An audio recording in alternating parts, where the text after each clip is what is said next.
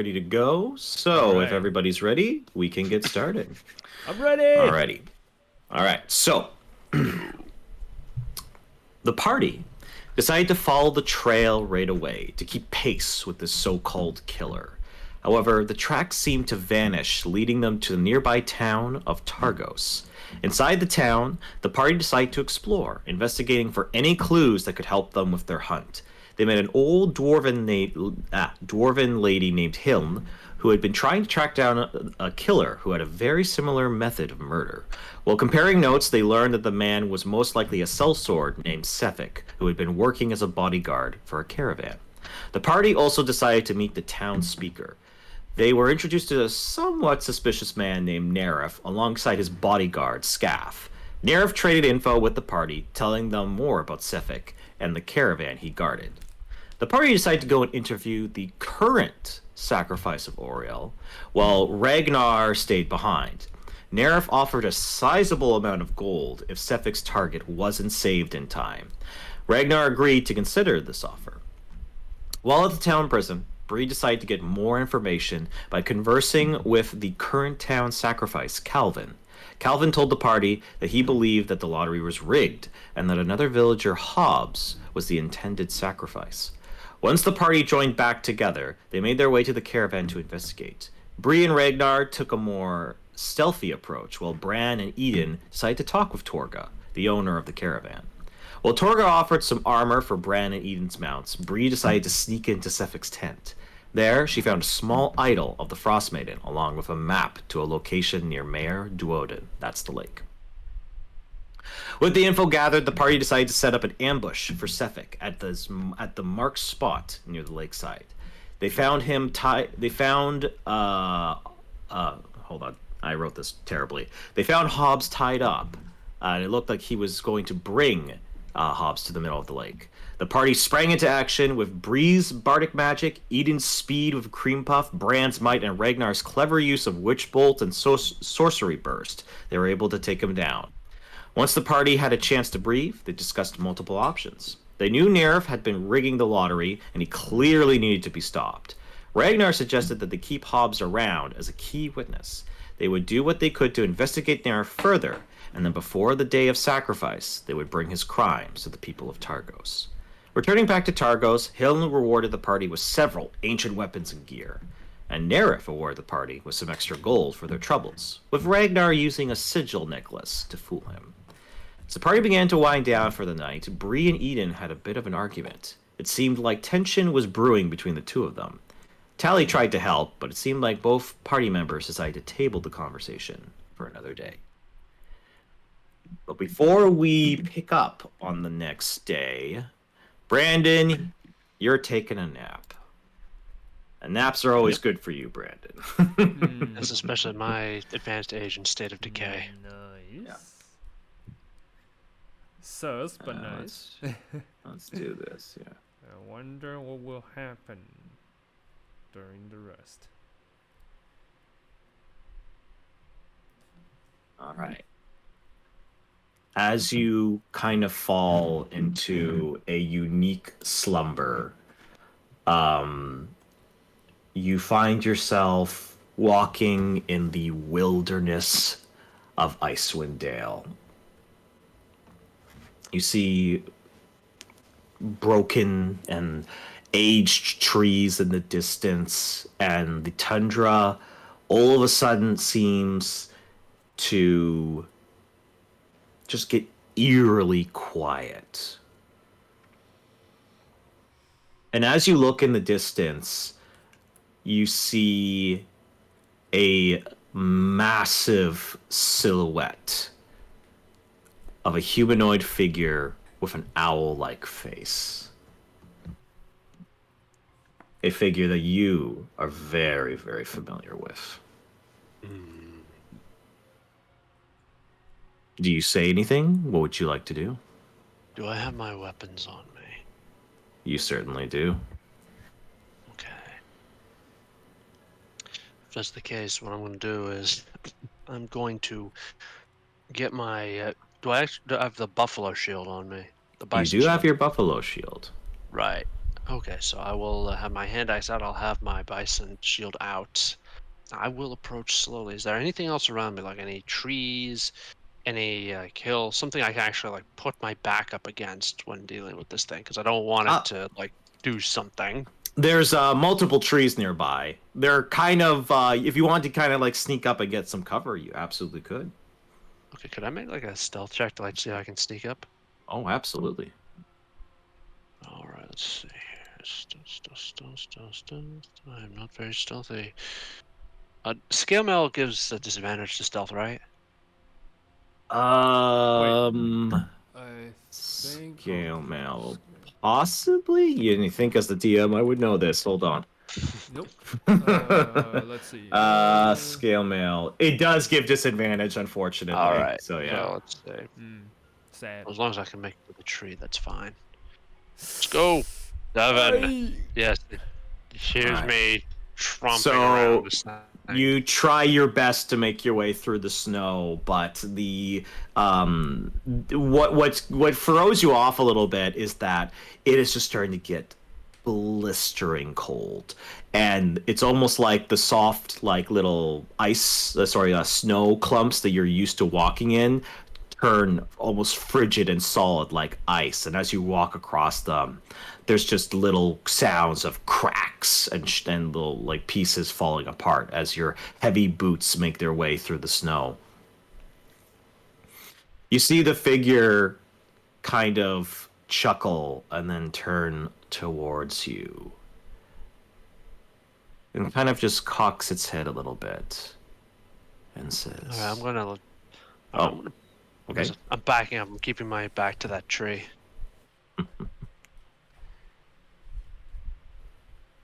You think you can hide from me, Brandon? No. No, I don't. And you see it just almost like start to grow, the figure in size. It enlarges to the size of a giant, and then it keeps growing bigger and bigger. This now colossal figure towers over you. Are you really prepared for this hunt? Obviously not. Let me check something. Let me just check something here.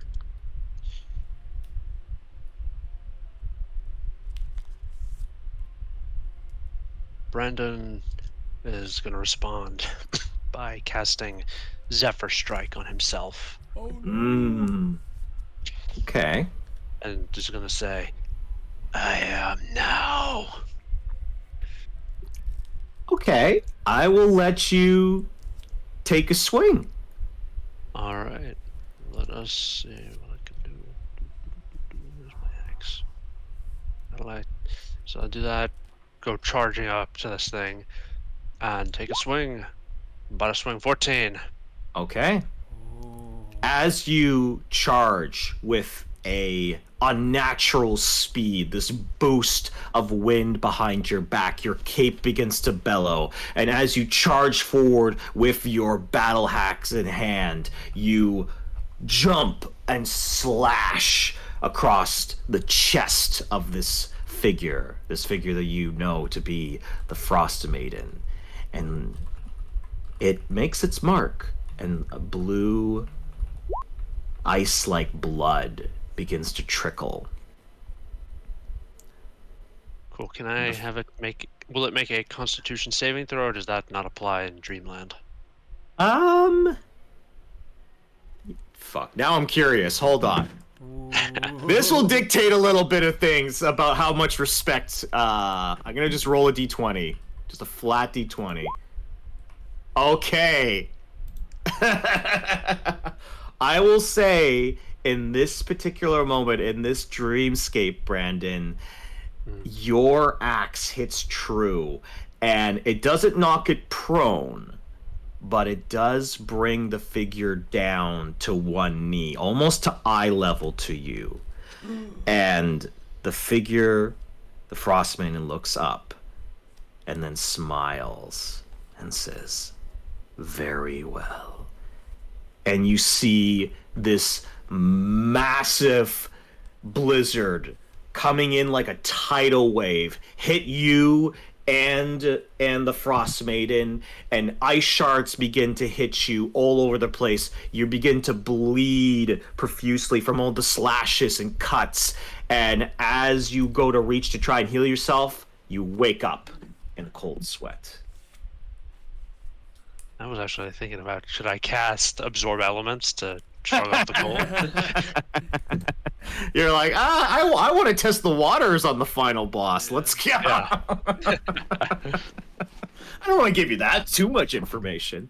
But yeah, no, you handled that pretty well, all things considered. But you get the sense that very similar type like dreams are probably in store for you in the future.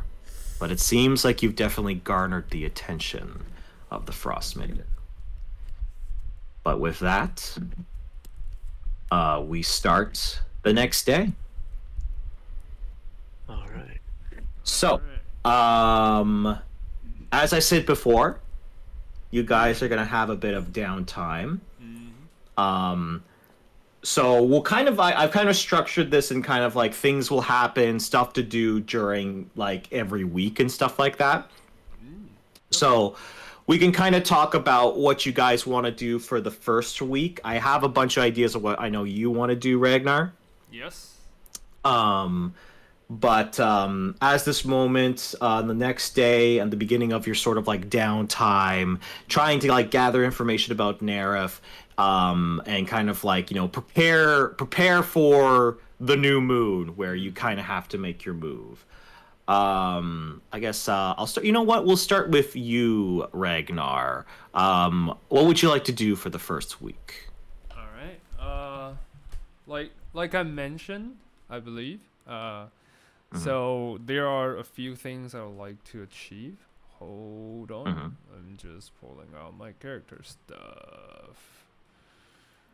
Okay. Let's see. It's quite a lot. So, hold on.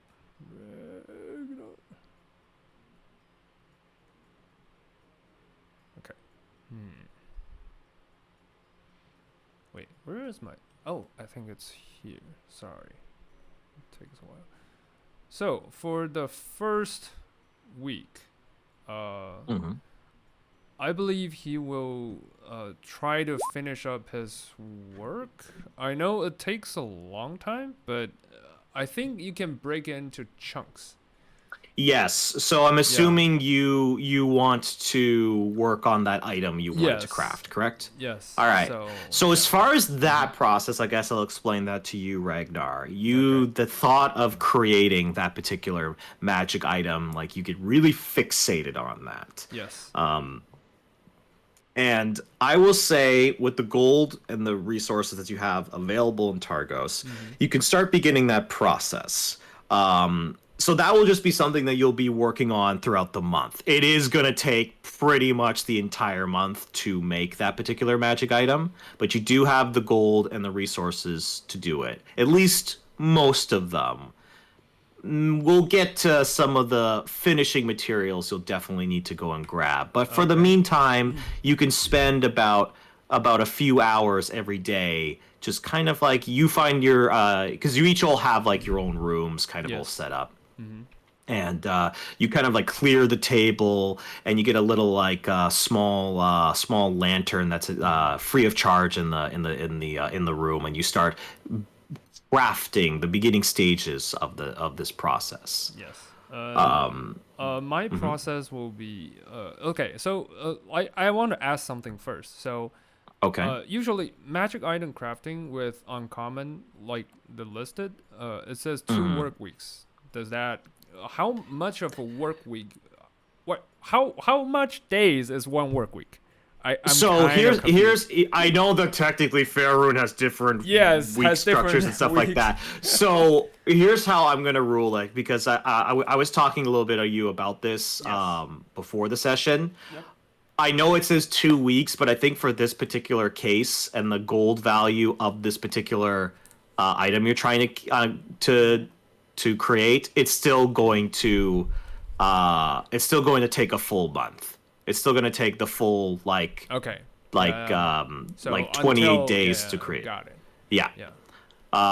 But you have the gold to do it. So now, granted, you with the repurposing of materials and stuff like that, Yes. you will be pretty much broke, if what I could tell. But it is an investment. Well, for a good actually, item. I'll still have some money left. Like I'll be down to like 30 or 20 gold pieces. But Okay. yeah, I will still be able to live. I wouldn't spend everything. all at once. Okay. Yes. Yes. All But right. yeah, that will be what I'm doing, and I will kind of describe what I will proceed on this. So, you guys will hear like deep rumbling noise, like kind of like soulful music coming out of Ragnar's room. So you'll hear humming and deep, like growl, kind of slow growl, and soft but powerful kind of ground. And the music will hum for a number of times equal to my crafting time, and then it will cease, like die down a little bit, and then it like begins again the next day. So it's kind of like he's piecing the rhythms together in order to form a whole song, kind of. Yeah. Interesting. Yeah. Okay. So occasionally, as throughout this first week, as you walk by Ragnar's room, you definitely hear this sort of like this humming, and then eventually you'll every once in a while you do see just little bits of flash of light coming from the room. Yes. So while you're working on that, we might come back to maybe something else you do in the first week. Ydin, is there anything you'd like to do on the first week? I just want to comment, by the way, I thought I was the bard, but that was a very bard crafting session. like, I'm impressed. Composing. Ragnar's stealing your territory. Yeah. What the fuck? Time to add the verse and then the chorus. Yeah. No, but seriously, you heard blue from the humming. I'm gonna comment. Bree's gonna talk to Ragnar about that later. Yeah. Oh yeah, I didn't know you absolutely. were a musician. Mhm. I didn't know you were a person of the arts. Anyway, sorry. Go ahead, Cherry. Yeah. Oh, I think Eden's going to try to help around around Targos, right? Yeah. Yes. Yeah. Okay. She's just gonna do good deeds around Targos. Try Okay. to make it seem like she's a Just good kind of just person. helping out and stuff like that. Mhm. Okay. My intention with this is just that so that the people of Targos will like think of her as more trustworthy. I do like that angle. Okay. Mm. So what we'll do then is I need Eden to just make a general, let's just general persuasion check. Okay.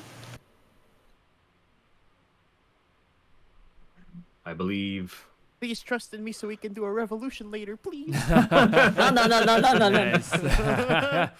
Please. It's like, please, man, I really need this to work. You hear the people sing the song of angry men. Okay. 16.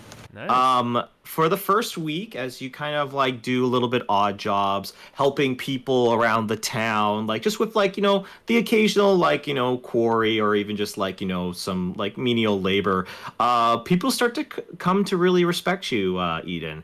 At first you were just like this, like almost like soldier like paladin who rolled into town, killed a guy, and then everyone was expecting you. Well, everyone. It was more like everyone was expecting. Well, I guess that was kind of cool, but she'll be gone in like a day, right? Yeah. And then because you've been lingering around, you've stay. definitely garnered some attention. You stayed. Yay! Mhm. I stayed. Not for long. But yeah, so you start the process of that. Now I guess we'll go to Brie. What are some things that you want to do on the first week? I'm not sure if this is something that Brie is able to do because it kind of concerns with Brie kind of traveling a bit. Is that fine? Or would you Traveling. prefer like in the same city? You know what? How far in this? Because Brie just wants to like just basically kind of just discover more of like her past and her inheritance, right, with like the Wolf Dagger and everything. I think it just comes down to like she just wants to do more research as to where this was found or like where Oh, she could potentially I find like more. that. Okay, I will Right. say um either this is an interesting. I'm going to give you a check for this. It's either going to be a investigation check or it could be a history check. Okay, let's check. I'll do investigation. I think, yeah, they're gonna look around, tap some contacts or something, or Yeah. just find someone or something to help out. All right, Yeah. come on.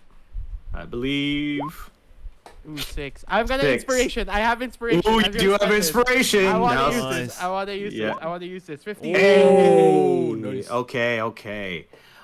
Um so as you kind of like talk around with a couple people in the town, and here's the nice thing. Targos it's not the biggest town, but people still travel through it, right? So you do get Ruri travelers who come and stay for a day and then move on to other places in Icewind Dale. So after like spending some of the days kind of like picking up and having these conversations with people, you definitely discern that this is almost like an ancient rheged tribe weapon. It it is probably one of the founding weapons, like in the sense where it's like when the tribes were actually being like created and Formed, like and yeah. formed. This is old. Like this dagger that you carry has history with it. I see. Am I And able to discern then? Is it oh yeah. because from that? Is it like a dagger from just the tribe in general, or is it like a dagger from my specific like clan of the tribe? I would say it's probably it's probably the wolf tribe specifically. Okay. Like it So could it's have not. even it could have honestly with Yeah. 15, which is decent. You discern that this could actually possibly be the dagger that was owned by like one of the first chieftains. I see. Okay, interesting. Okay. Not. All right. All right. Keeping note of that. Yeah, but that's what you kind of discover about this dagger. It's very, very interesting to say the least. Okay, let me write that down.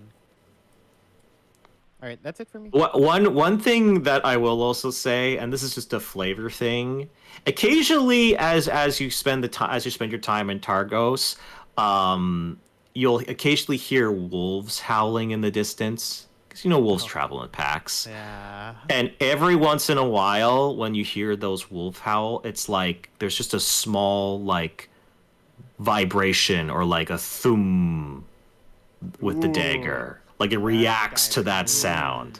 Nice. So Oh no. a thum, yes, yeah, that's a call real word. It's a real word, Falcon. Does The top of does High Thum, does it Hrothgar. sound like Fuz Roda? They call Dovahkiin to the top of High Hrothgar to the 7,000 steps. Yeah.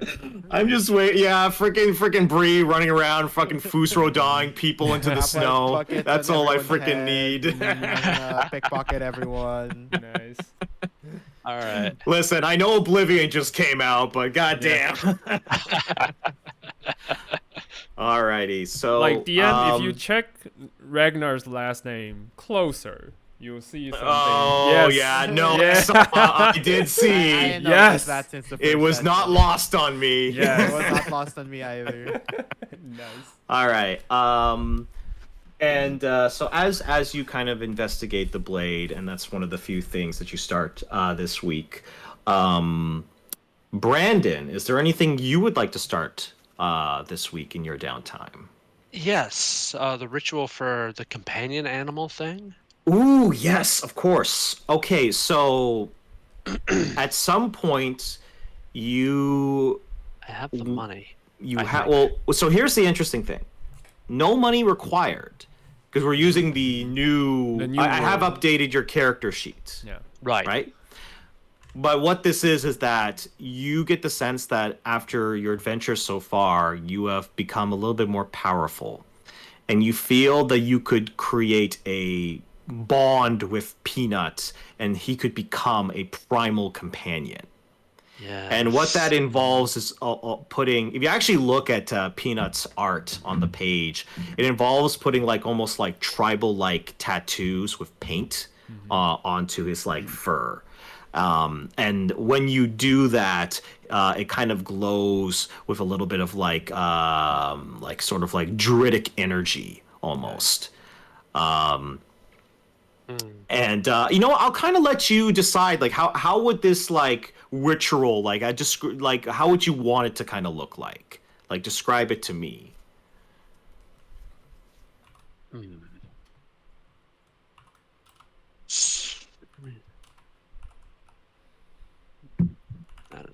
just trying to find which god is the nature god. Wait. Savant. It start with S something. Sylvanus. Like it's similar to our old character name, but it's something like Sylvanus. So, yeah. Nature deity. Or hold on. Yeah, Sylvanus. I see. Yeah, Sylvanus. There's Shanti. Yeah. Is another Shanti. One. I totally knew these things. I believe. Yeah. Yes, I deleted this. There's Sylvanus and Shanti. Yeah. Yeah. And Maliki, I believe. She's also Maliki's Maliki's another one. Yeah. I also have problem pronouncing her name. Yeah. Yeah, no worries. So do I. Oh, Oriel's there too. Yeah. She's the Frost Maiden. She's a I know. I just find that funny. I was like, hey, you could do a ritual to the Frost Maiden. I will be collecting the head of the Frost Maiden to mount on my mantelpiece. I'm not gonna be my greatest hunt. Yeah. Or Talos. Talos is the Storm Lord of destructive force of nature. I'm not a destructive force. I mean, destruction is the last thing you want when you have like a farm and a legacy. True. So it's up to you. You know what? I'm going to. What else? Is there like there's probably like no oak tree or anything that has leaves these days, right? Sylvanas, yeah, that's. I will say in this particular case, you do have to leave town for like an hour, but you've been known to do this, and strangely enough, as you're walking with Peanut at your side, you see this beautiful old oak tree that seems to have withstanded the test of time. Yep. Yeah. Okay, that's the case. Then what I'm going to do is I'm going to be muttering my prayers to Sylvanas while taking the oak leaf and using that to paint the tribal symbols on Peanut. Oh, I like that. Nice. And as you begin to paint, Peanut is just kind of going. And he kind of like nods, and he kind of nods in approval. You are going to be the greatest of bison. You will be the alpha bison. When we return to the ranch, you will defeat Boom Boom in ritual combat and take control of the herd. I will let you guys know I am horrified by a mechanic that Peanut will be able to do now, and it will combo very well with the party, to say the least. Yes. I'm a little terrified. But yes, as you finish the ritual using the oak leaf to paint on the sort of like tribal sort of markings, as they glow with that energy, and that link with Sylvanas, you will now have a primal companion. Yay. So we'll say that that's one of the things that you do in the first week. Well, I mean, sorry, yeah, were you going to say, Brian? I'm sorry, that only takes a couple of hours, and after that's done, what Brandon would probably do because he's just an old workhorse, is he's going to find work to do. He's going to see if he can use his massive strength to try to help people. Okay. Nice. Yeah. I'm occasionally, you end up like bumping into Eden a couple times for like, like, hey, can you help get these this lumber moved into the shed kind of deal, and both of you use your very, very like decent strength to kind of like pick up and stuff like that. Yeah. Hey, you too. I like to imagine there's like a little gnome that's like, I can help, and he's just like, and it's like it's nothing. It's doing absolutely nothing to help move the shed. Imagine like me and Ian have like this big log balanced on our shoulders between us, and there's this gnome just hanging on in the middle. Oh yeah. Pretty much. All right. I mean, I'm looking at I'm sorry, for on Xanathar's guide. There for working for wages, there is you roll a athletics check, and then depending on the check, it determines like how you're able to live for the week. You know what I'll say? I will say, yeah. You know what I'll say? Just make an athletics check, just for some of the manual labor, just in general. That's what I do. Okay, 12. 12. I will say with the work that you do, that will probably net you. This isn't the richest town. I will say that it'll net you about 5 gold pieces. Yeah, I know it's a modest at 1 gold piece per week. It is a modest lifestyle. Yeah. So that makes sense. I'm not keeping it. I'm spending it just to sustain my lifestyle here. Yeah. Mm-hmm. And as you kind of work with that, we'll kind of go into some events now.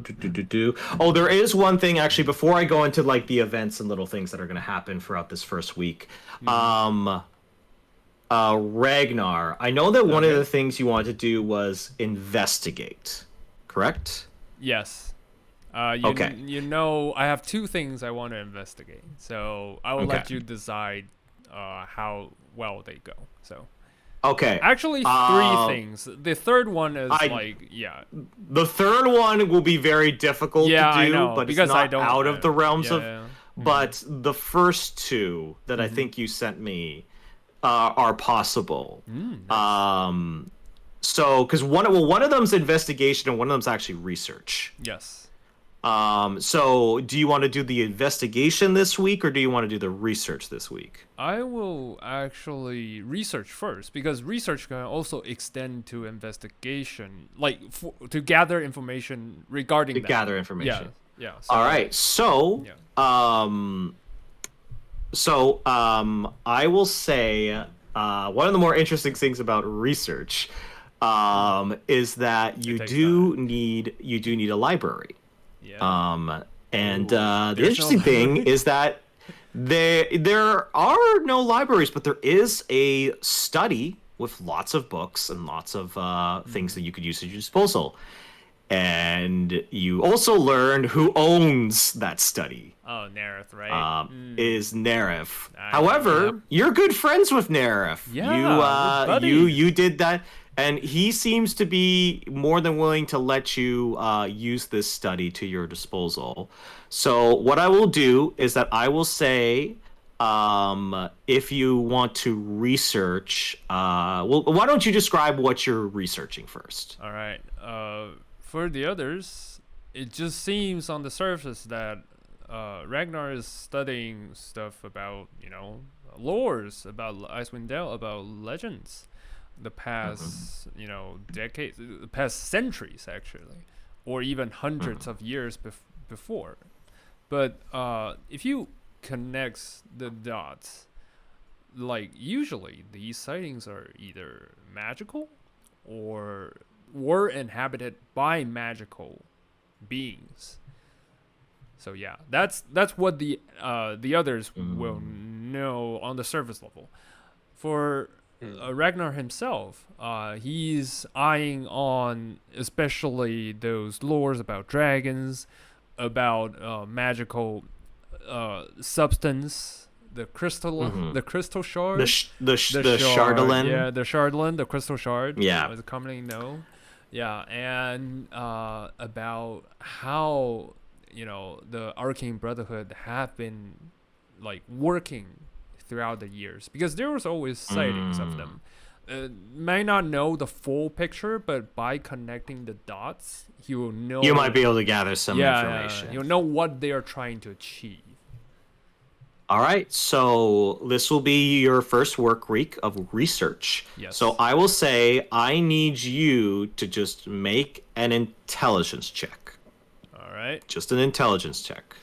Actually, you know what? If you do have training in history specifically, you can also make a history. So just a basic intelligence check. Yeah, come on. God help me. I'm gonna use.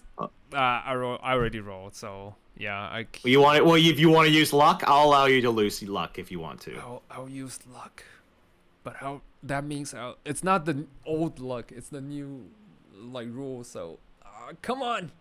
15. Yay. Okay. Thank God. That's respectable. Yes. So you're gonna learn two things. One, you definitely learn the nature of Shardolin. You learn about 100 years prior. There was a wizard named Akar Kessel who found an artifact suffused with demonic magic. And he used it to erect a great black tower in Icewind Dale. Yeah. And a certain drow might have led to the destruction of that tower. And when the tower was destroyed, the magic used to create it was fused into surrounding ice to form what is known as Shardolin. And it's sort of it's interesting. Some of the accounts say that it's non-magical. It's a crystalline substance. It's strong as metal. And it's kind of considered really easy to work with. And every once in a while, you kind of glance at that Shardolin shiver as a sliver that you collected in the first session. And that's sort of the first thing that you're able to kind of gather. With a 15, you do know that as far as the goals of the Arcane Brotherhood, you get the sense where Shardolin is definitely a resource that the Arcane Brotherhood could use to their advantage. It could be something that if they were to find a especially huge deposit, they could use that to create something incredibly powerful. So you think that is a possible route. How they want of why they're here to begin with. Got it. The other thing with a 15 that you discover is that there have been rumors of ruins in Icewind Dale that have lasted the test of time, and that many adventurers have gone searching for these little ruins in the wilderness, in the tundra, to search for probably ancient items and stuff like that. You don't know the details necessarily, but people have done that in the past.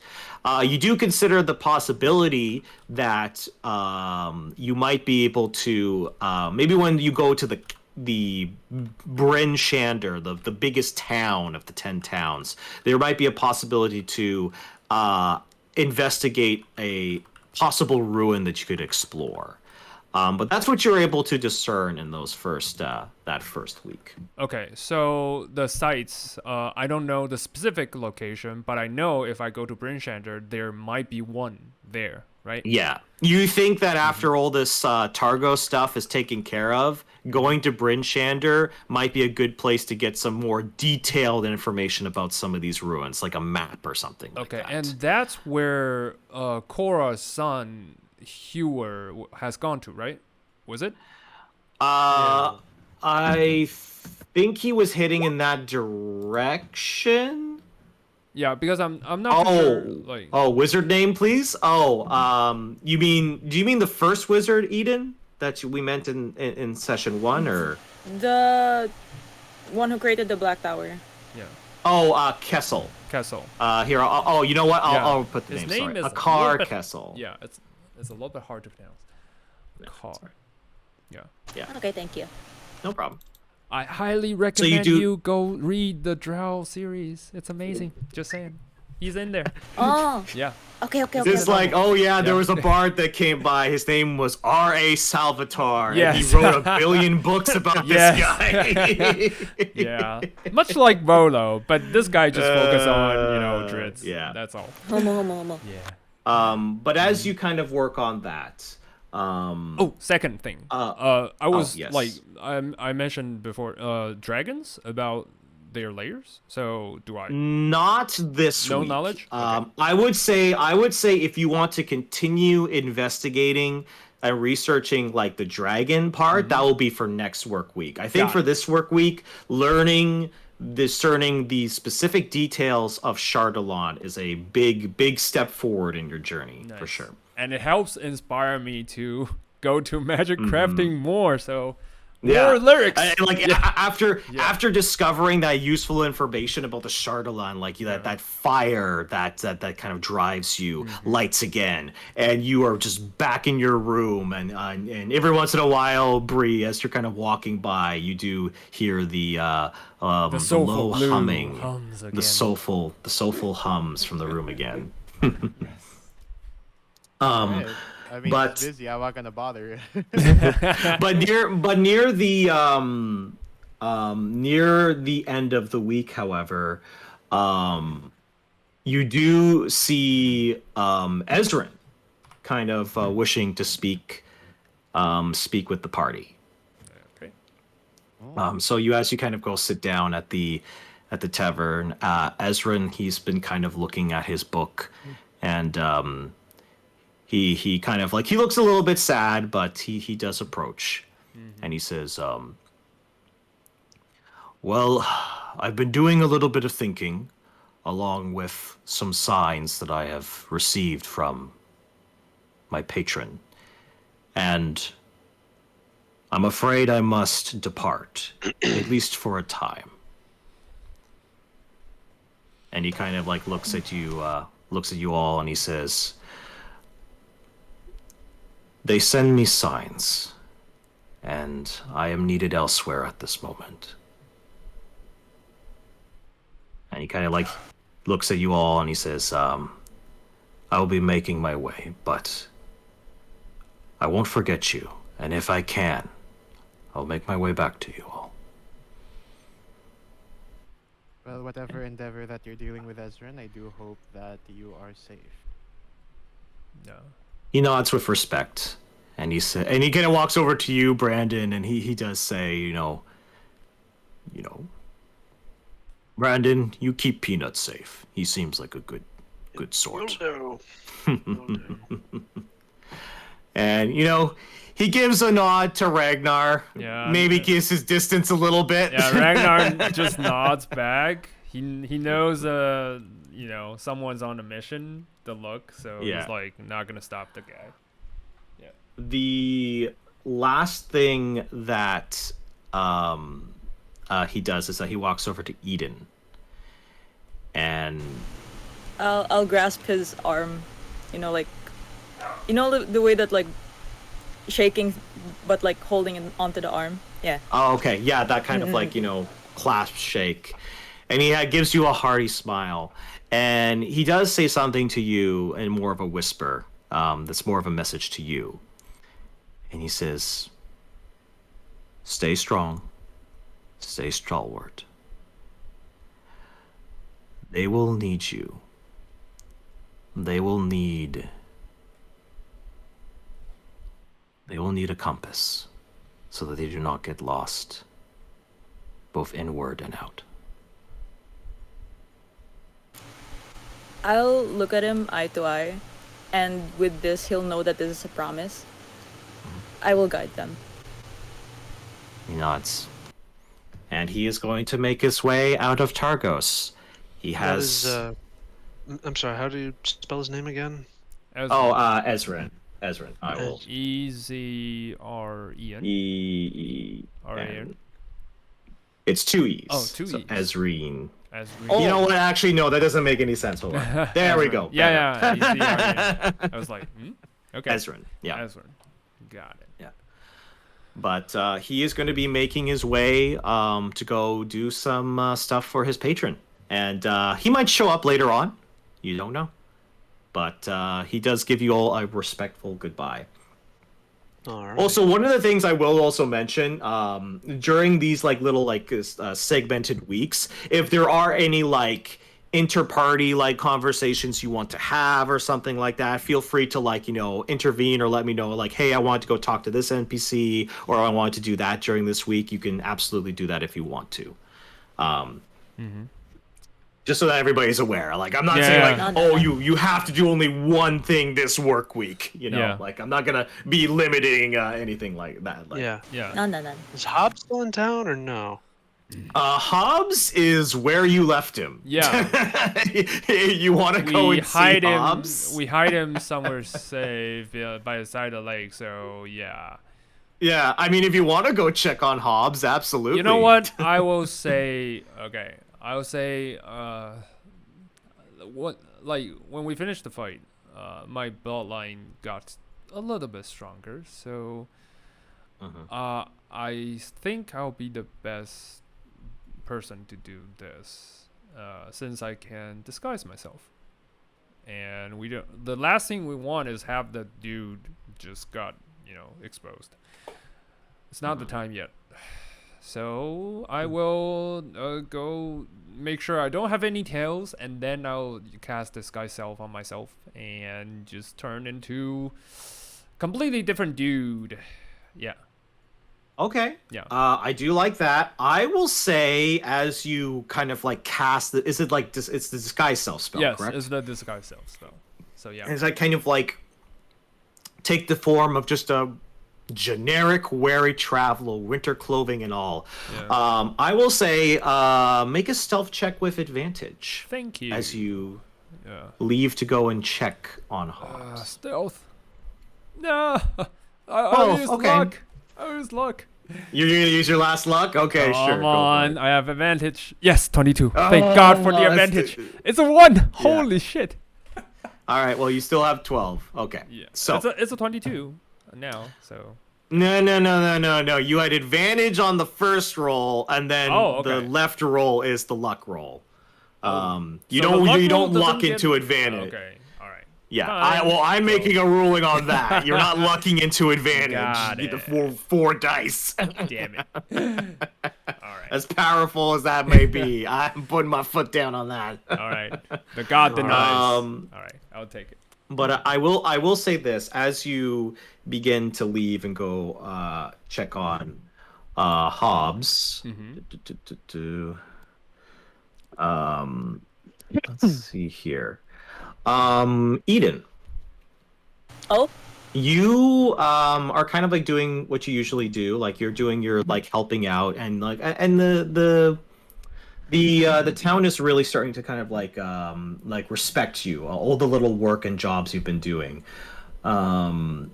At one point though, just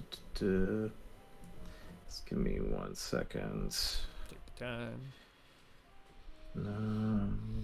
There we go. You see, and this is like several days like have passed. It's probably like day 7. You see Tally kind of like walk over to you, and she says, hey, Ydin, I was wondering if maybe we could go for a walk today.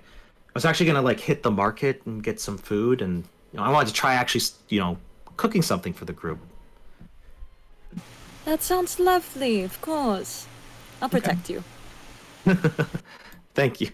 And you start heading towards the market. And at first you're like, this is a out of character invitation to a certain extent, but you also think that she's also using this as an opportunity to talk with you. Nice. All right. Oh my god, is it time to talk girl talk? Yeah, a little bit, a little bit.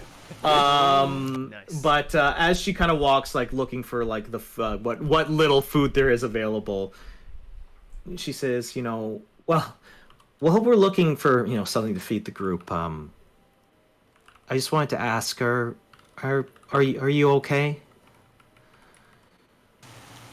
Quite well, yes.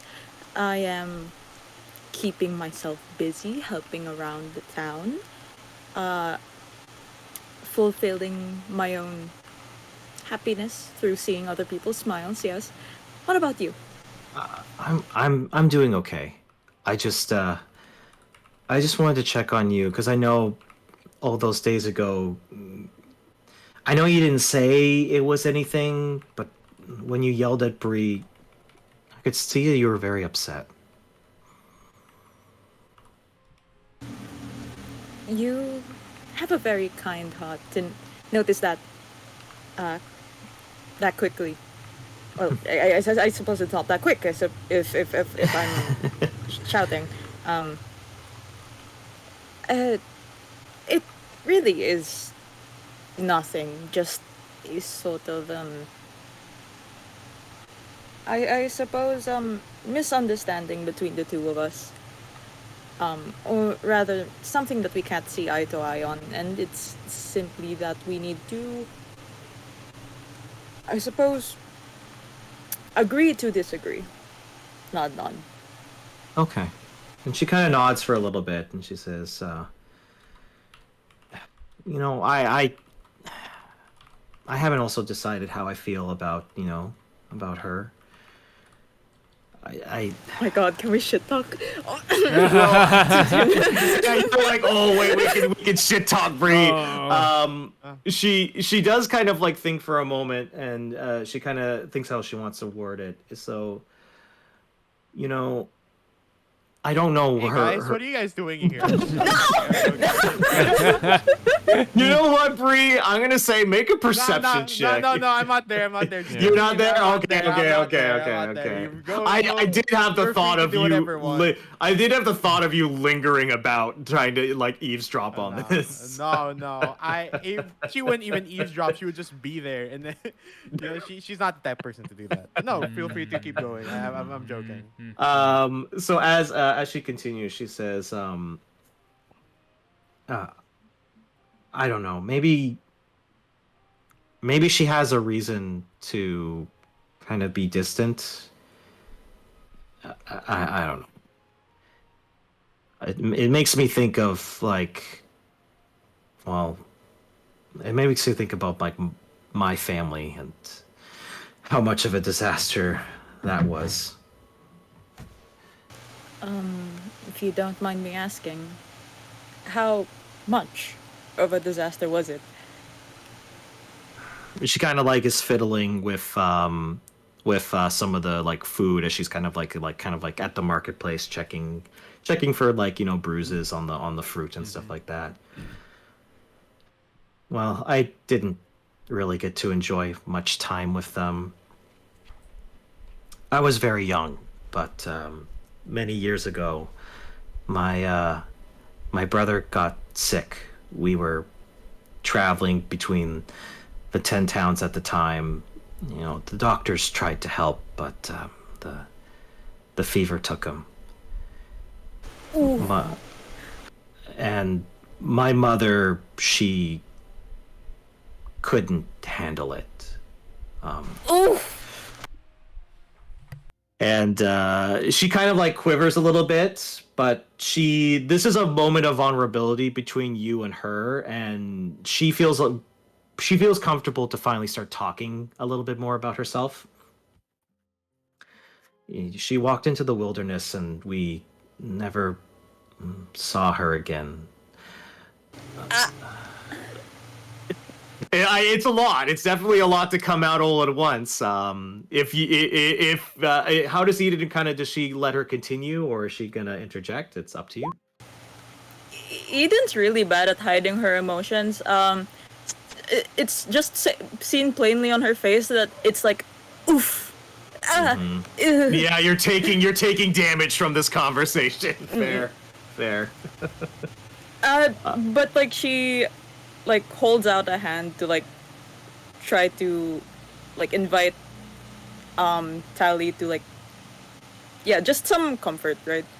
Yeah, and she does recognize that as you hold out your hand, and she kind of grabs it and goes, well, and then my father became obsessed with finding some way to bring her back, and then, and I guess he met some sort of wizard. I didn't catch his name, and I know he was working for some group called the Arcane Brotherhood or something. I don't know. They offered to let him join their cause, and he would just spend hours in his study. And, I kind of became an afterthought to him. I know it's kind of mean to say this, but he acted a lot like Ragnar at times. Wait, the fuck? No, I'm not there, but you're not there. Like... I would also like to imagine it cuts to you obsessing over that magic item. Yeah, nothing like this. No, man. I will pause for a brief moment when that was brought up and like, yeah, and continues. Yeah. Anyway, one day he just got up and left, and no real goodbye. And he said he'd be back once he fixed things. Sometimes when I look at Brie, I see a similar sadness that my father had. Oof. I don't know. She hides it well. Let's just say I got experience in that department. And she also is at this. She's, as you kind of like listening to her, she also feels like, oh, am I talking too much? You see that anxiety start to hit her like a wave. It definitely sounds like your family could have been better. But do you have any good memories of them? Yeah. I remember my dad used to love bringing me fishing. He used to tell me stories. Sorry. I was like, next time I'm gonna mute. Okay, no, it's all good. Get well soon. I remember. I don't know. I remember he liked. I do remember this one time he wanted to sing in front of a crowd, and he got everybody out of their seat and just dancing and singing, and it was probably the happiest I've ever seen him. He might have been a little bit drunk at the time, realistically, but it was just for a brief moment. I didn't see that pain on his face, I just kind of wish that night could have kept going. None. But she kind of goes, look, all I'm saying is that, maybe things aren't exactly the way, we think they are.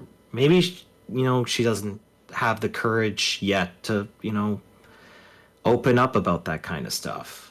I don't know. Making change is not easy. It's not something that just happens overnight. I don't even know what I'm saying. Ezrin talked to me and he said I need to talk about these kinds of things. It's supposed to help. I'm not sure. He definitely seems like a positive influence on you. Yes. I'm glad you opened up to me. Thank you. If you're telling me to give Brie a chance, then I'll do it. Okay. Because he was so kind. Well, it's the least I can do. You've helped me so much. I mean, you're the closest I've got to a a friend group, so I just want to make it work, you know. Of course. Friends. Anyway, oh, absolutely. And she comes and gives you a really like big hug, and you know she tries to play it off as like just like, oh, this is just a friendly hug, but there's the couple seconds that it lingers that it's like it feels like this is the most vulnerable she's been probably in a while, and the fact that she didn't get shut down or like told to just go talk to somebody else, it's like you get the sense that she really appreciates that. You're a very strong person, Tally.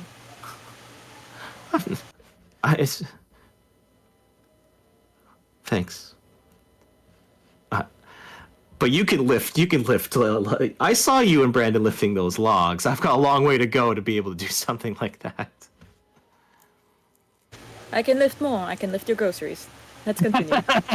And you just like grab all the grocery bags. Yeah. And you walk home, and as you walk back to the tavern, she does go on a long tirade about like all the different types of vegetation, what can be some of the special like vegetables that are grown only in this climate. Because remember, she's a bit of a nerd. Oh yeah, it like flies above Eden's head. She's not smart, but she does like at least like repeat some of the words like so what is this weed. And so, oh well, let me go into further detail. So, like, actually, it only grows under specific moonlight. And you're like, oh no.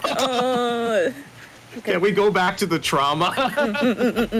At least they're felt more comfortable. So you do have that nice conversation with Tally, and with that, that's kind of how the first week goes. So far, a pretty eventful week in general. And now we move on to the second work week. The second week of downtime. Starting from the top, Ragnar. Is there anything specifically that you would like to do on this week? You could do further research. You could do investigation. Investigation. How would you like to spend your? Okay. So I gathered the first part of the I think I can because currently okay. So the Shardland secrets, well, not secrets, history were uncovered a little bit, and so I know I can just go to Brainshander for more, and for the site. But the dragon part, although I want to investigate, it's not our top priority right now because I want to also establish, connections with Nerith. So I will just do the investigation on his faction part by, working for him. So yeah. Okay. Yeah, it's like working with him. So we're partners. I will say. Yeah. He might actually at the end of this week have a job for you to do. But I will say I want you to make general investigation check. This will dictate how much. Investigation. Let's see. Investigation. Hold on. Investigate. Come on. Please be good. I believe in you, Ragnar. Okay. 14, not too terrible. The one scares me. But at least I will say, especially since because you've been working closely with Nerith, with a 14, you aren't able to discern what the nature of this faction is, other than its name. Like, although to a certain extent, even the name is infamous on its own. Oh.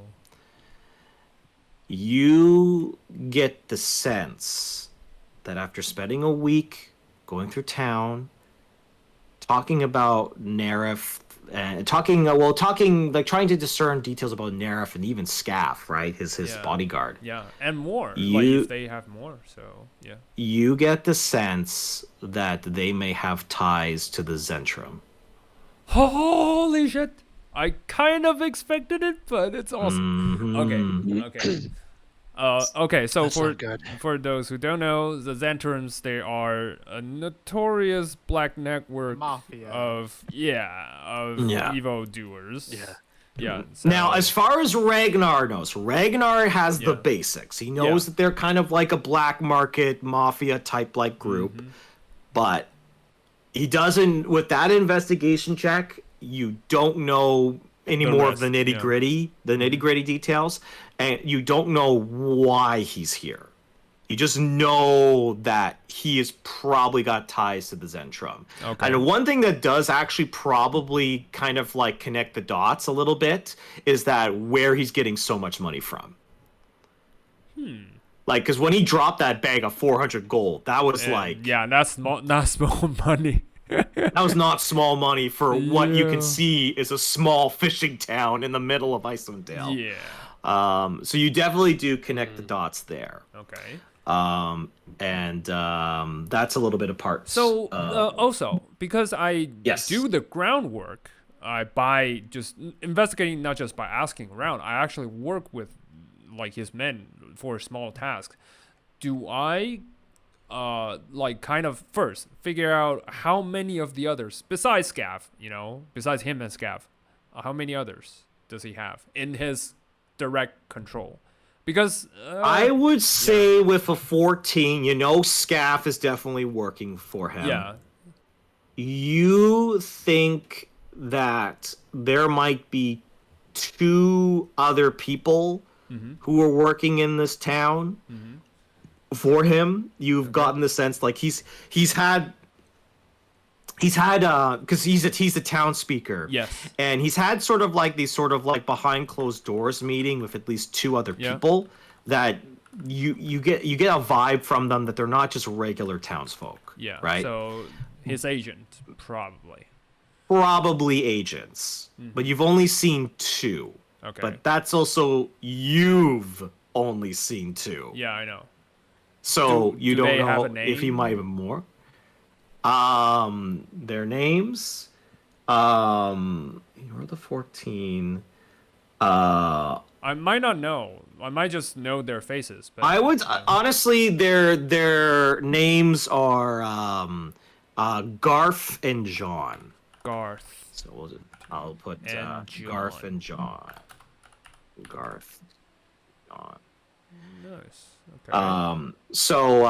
But other than that, you don't even know if those names are real. Yeah, it might be fake. That's Well, the it's bit of probably the totally fake. issue. Yeah, it's probably That's the bit totally of the fake. issue with Yeah, this. but it's fine. I just need to. I only want the name, so because people would call them that, no matter what it's fake or not.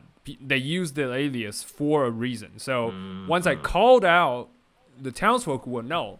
And the other important part is when I communicate with you, player to the DM, you'll know who I'm talking about. You know who you're talking about. Yes, yeah. exactly. And okay, that's the first part. The second part will be how, because I work kind of for him, do I know how he garnered his fortune? Like he must have a face front business, I will say with a 14, no. With Not a really? 14, you know that he's a town speaker, which means like even just in general, town speakers have like income and they have a decent amount of They money. have salaries, because I know, they run the town, right? Yeah. They have to have at least a little bit of luxury.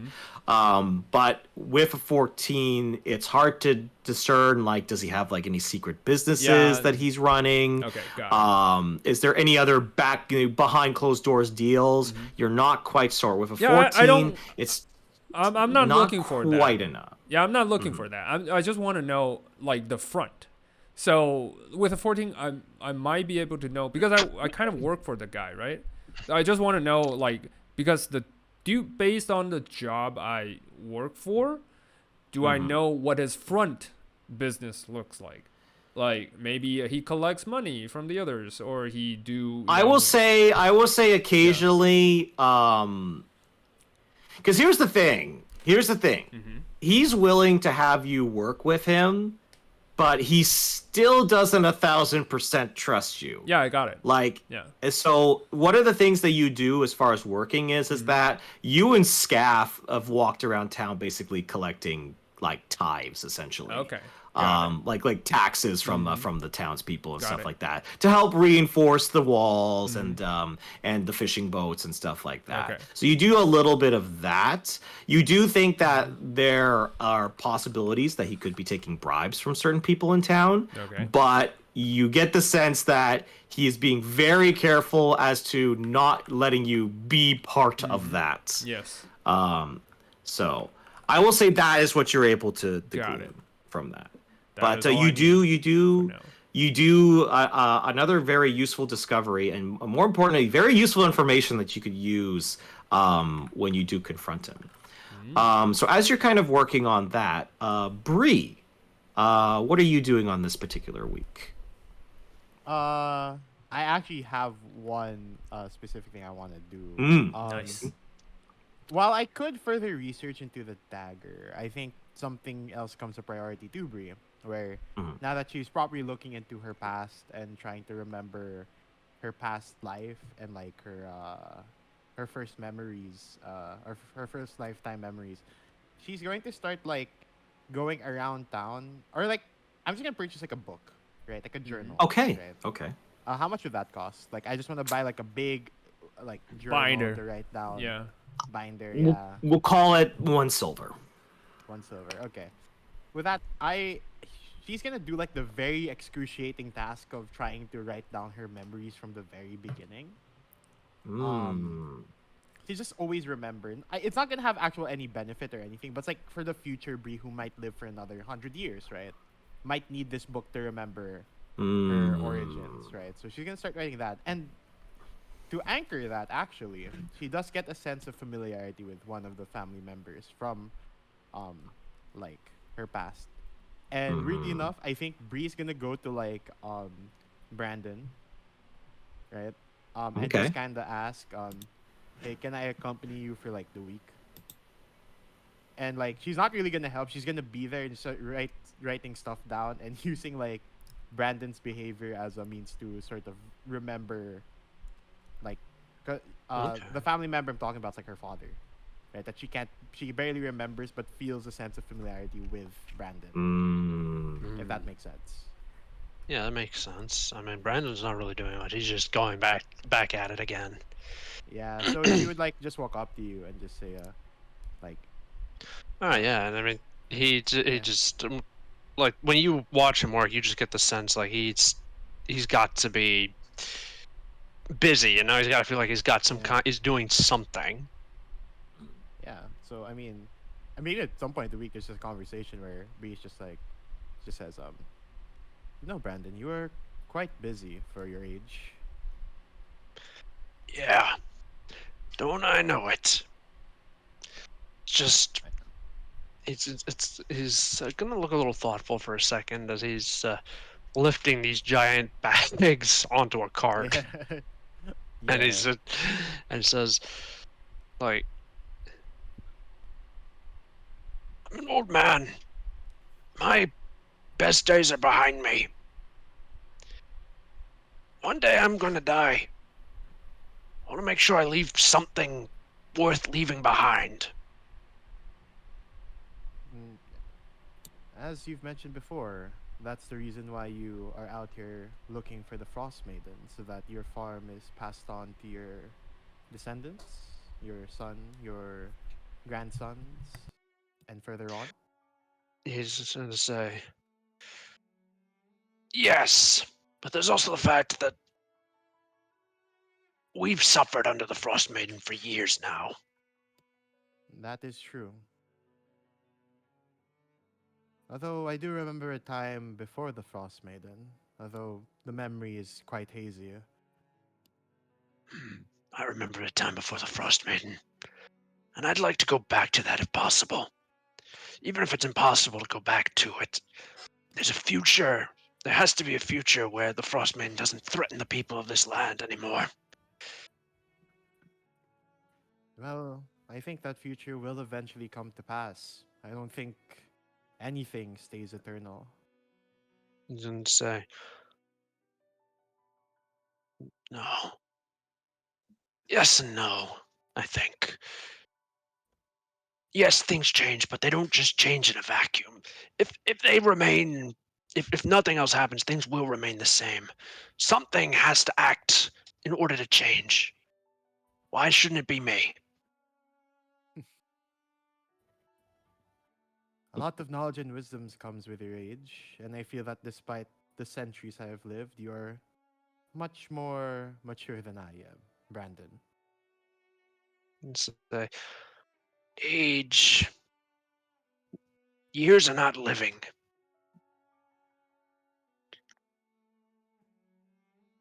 Do you know what? You know what I'm saying? You could live forever, but never change a day. Never change. But another person could live maybe 5, 10 years and experience so much that they become different people. You know? Yes, I I'm have not explaining. observed. I understand. I have observed this spark, this ambition between those that, well, humans, dwarves and elves, and I, we don't really have that spark that we may end sooner rather than later. In a way, it's something that I envy.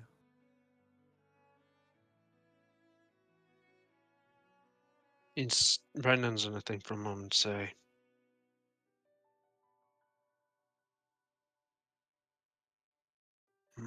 what would you say? So, experience will change you only if you allow it to change you. We are unique in that regard, in that we are not simply passively vulnerable to outside circumstances. I mean, he's going to point to like a plant and to say, if you were to plant, for example, a tree inside of a very narrow pot, its roots would grow very narrow. But people like us, like humans, elves, and so on, we can choose to climb out of the pot and go somewhere else, or we can choose to break the pot, or we can choose to let ourselves be constrained by the pot, by the circumstances of our lives. It does come down to a choice. The gods have given us agency, and that's what I've learned over my years of life. Is we have agency, and it's up to us to choose what we do with those lives. It's If you up to don't us. change, that's Go your ahead. choice, I think. And if you don't want to change, then that's, if you're happy with what you are, that's fine. But that is a very narrow life, I think. I think you speak truths, and some that resonate with my own heart. You really do remind me of my father, despite the hazy memories that I can barely remember of him. I made the right decision to accompany you for the week. And as you continue to keep these notes in your journal, it kind of does help you find this comfort throughout this week, Brie.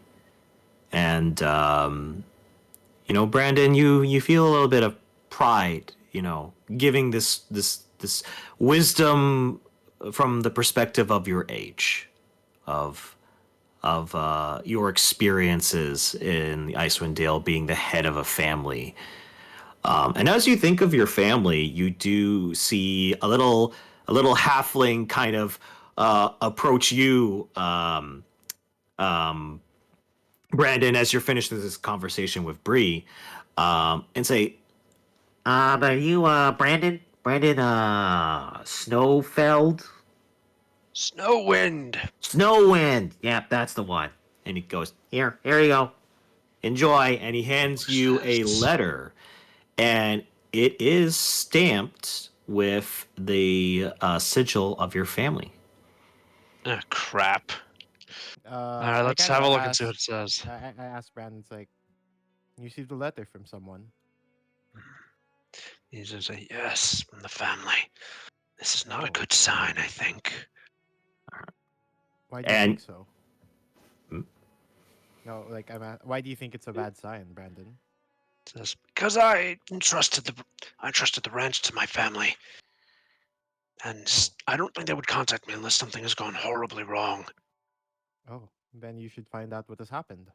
So I'm going to open that letter. What does it say?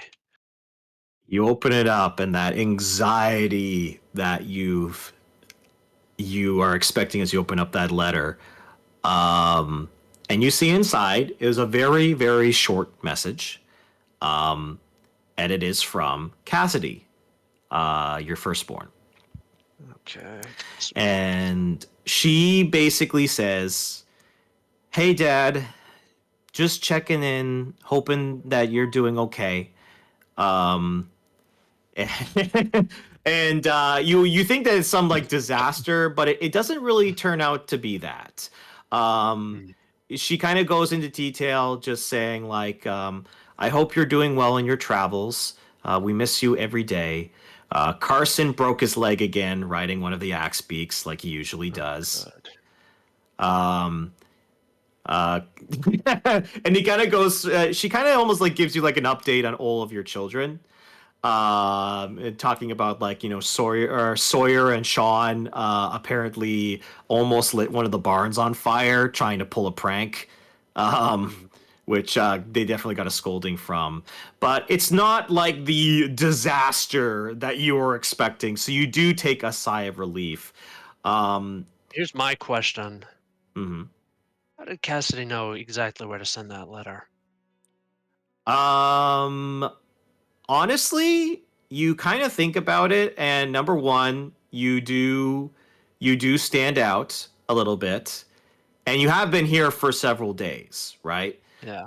So there is possibility that somebody mentioned, "Oh yeah, I thought I saw Brandon over in in the Targos." city. Yeah. I will say you can make an investigation check on the letter itself. Yeah, that's well, let's see what we can get. Or even just insights. You can. You know what? I can Insight, I help you think, with would that probably if be you the better want. idea. I Just can put help. things together. Okay, yeah, okay, I'll say Brie is helping, so you have advantage on this. advantage. All right, let's see what we get. I got you. Let's make sure your family's safe. 18. 18. Just by looking at the letter and looking at how it's written, you don't think this is fake at all. You look at like the writing, it doesn't seem like it's like a forgery or anything like that.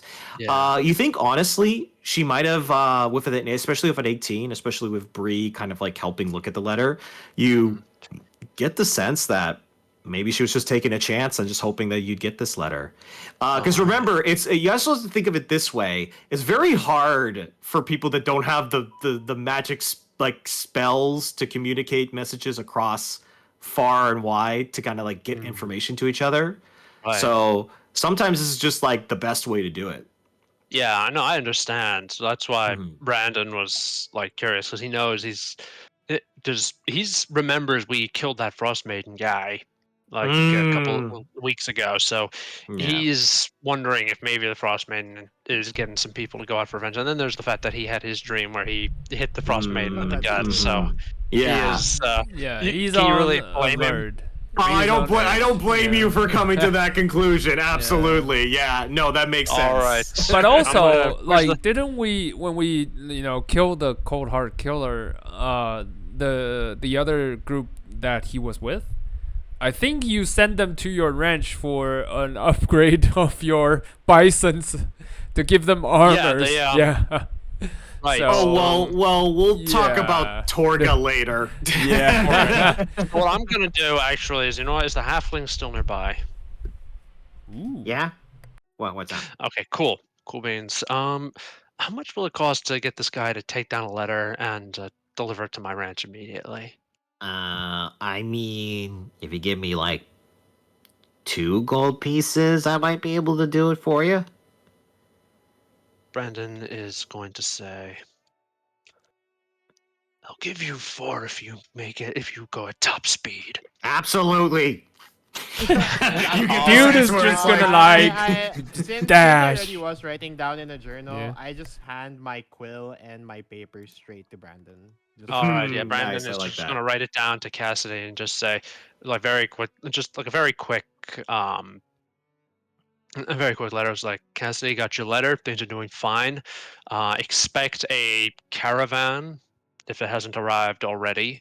What is it? No, Brad, Kelvin. Torga. Yeah, expect Torga's caravan to come in. Yeah. She Mhm. will be offering like bison, like stuff for the bison.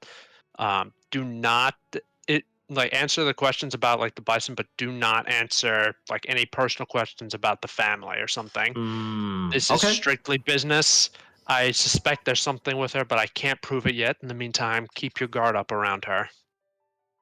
All right. Also, make sure that the barn is not actually set on fire because we need those things. I also updated your character summary of all of your children. Right. So this is the barn almost getting lit on fire. Yeah, that's very Sawyer and Sean material, to say the least. So you do send that message. The halfling seems very happy because you get the sense that this is like, this is like his entire month's wage you just gave him. All right, cool. I'm like, yeah, here's 4 gold. Go get this over to them immediately. Yeah, and he is just immediately books it as like, gets on a horse and immediately starts galloping away to Caer Koenig. All right, awesome. Yeah, good. And you finish off the work with that particular week. Can I make an athletics check to see how well I do? You know what? Absolutely, go for it. That's an 11. 11. There's not much work in this. Not much this particular week. You get the sense, along with Ydin also helping out around the town and stuff like that. You definitely get the sense like you got a lot of like the backlog work done in the first week because. All right, that's good. So I'll say. Sorry, DM. Oh yes. Alongside writing my memories, I do want to do something that's like I think might need a check. I kind of want to start sketching out what my father may have looked like. I don't think we would totally remember. So they want to draw like a likeness or portrait to her father, despite how hazy it may be. I will say make a history check with advantage. It's gonna take some time. 9. I guess we have to do another downtime for this. Well, Yeah. I will say this. Even with a 9, you think just spending the time with Brandon made this DC incredibly low. Oh, thank you, Brandon. And a lot of that actually has to come to the terms that Brandon actually probably Brandon has a very similar build to your father. And maybe not the giant beard. Well, think of it as like, think Brandon, but maybe not the giant ass beard. Very muscular, very tall in nature, very commanding in his presence, but also showing that softer side, that more maternal side.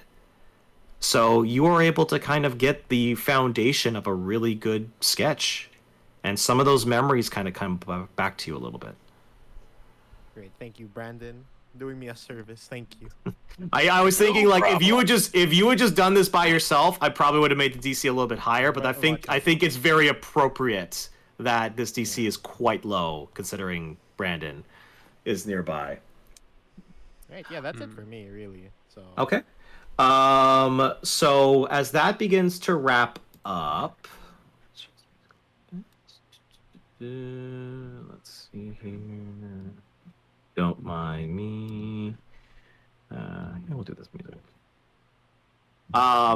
As the week begins to come to an end, Ragnar, you you have been. You said you did want to touch base with Hobbs, right? That was what that stealth check was. Yeah. That was so you do make that stealth check, and with the disguise, you think you probably weren't tailed. You do kind of like do you actually talk with Hobbs briefly, or just make sure that he's alive? I will because I don't have much confidence in my stealth, so I'll just observe from afar and do it so that at least I think no one's watching, or at least I think I'm not spotted in a way.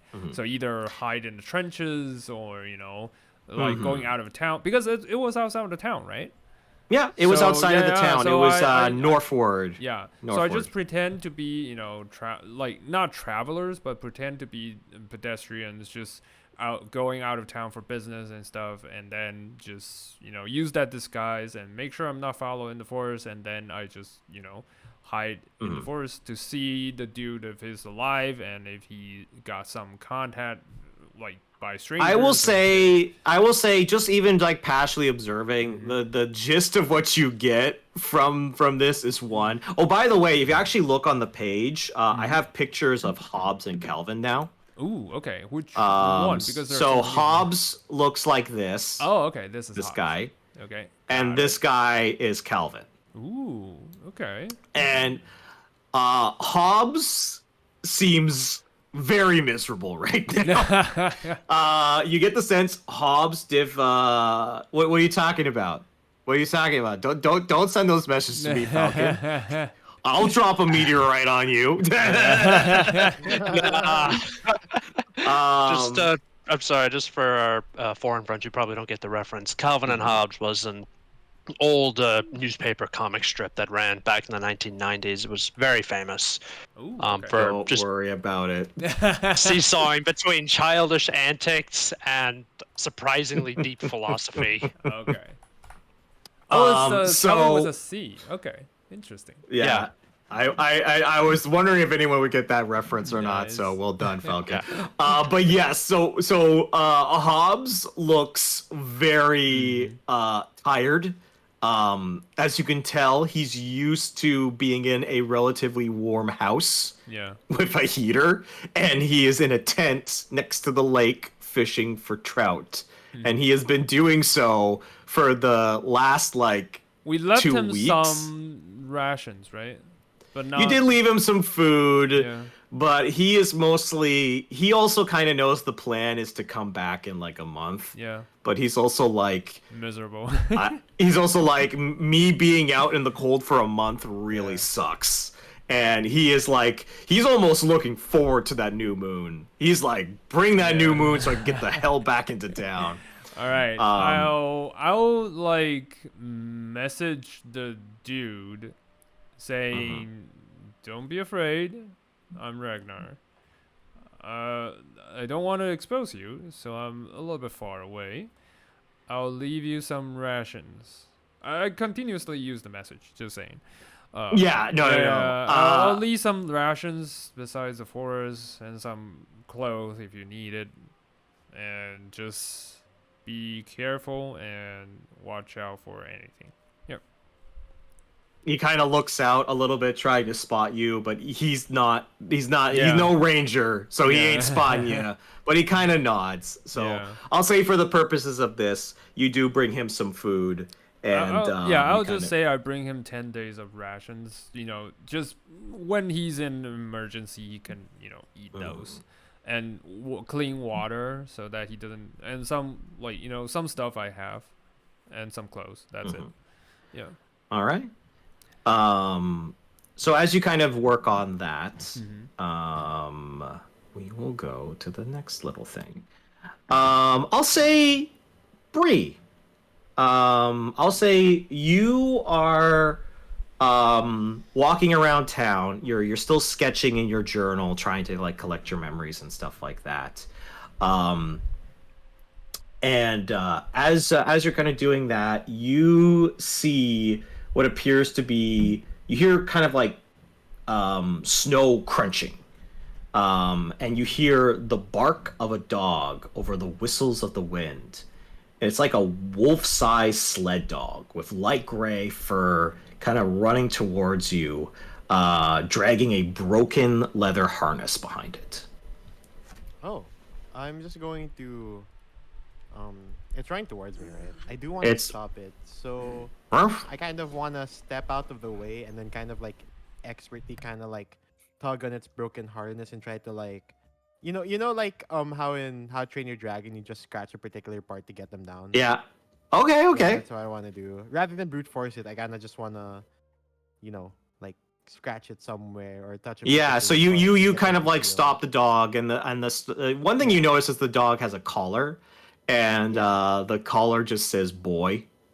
Yeah, the goodest of boys. And he kind of like tilts his go.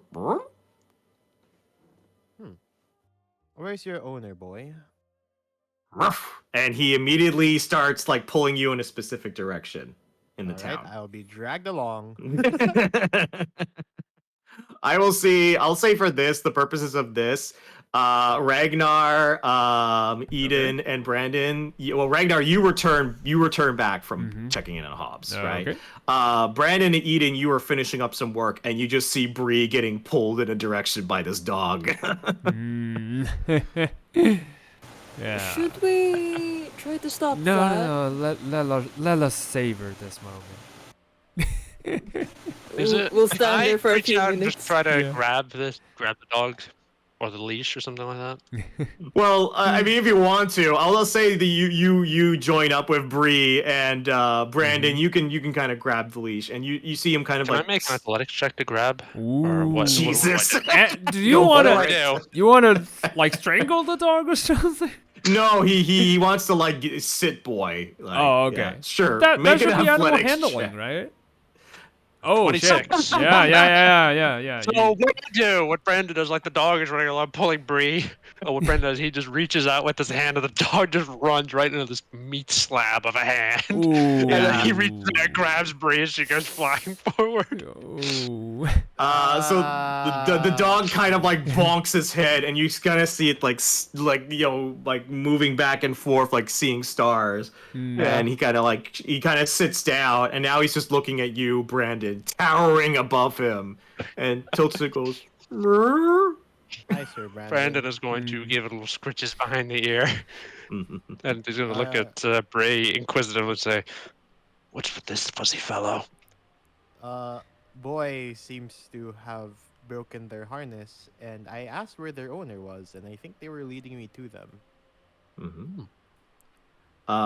It's actually, as you're saying that, you notice you're outside of an older like type of a house. Ooh. And you see coming out appears to be sort of like a middle-aged human man, brown hair, sort of like a grayish tan, like commoner's clothing.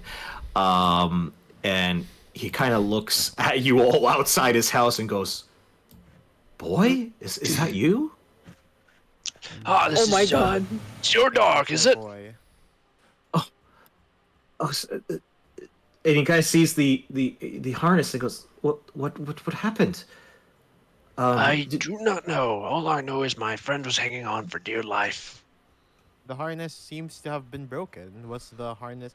Can I describe how sorry, Brie earlier kind of just flew off right after Brandon grabbed Boy.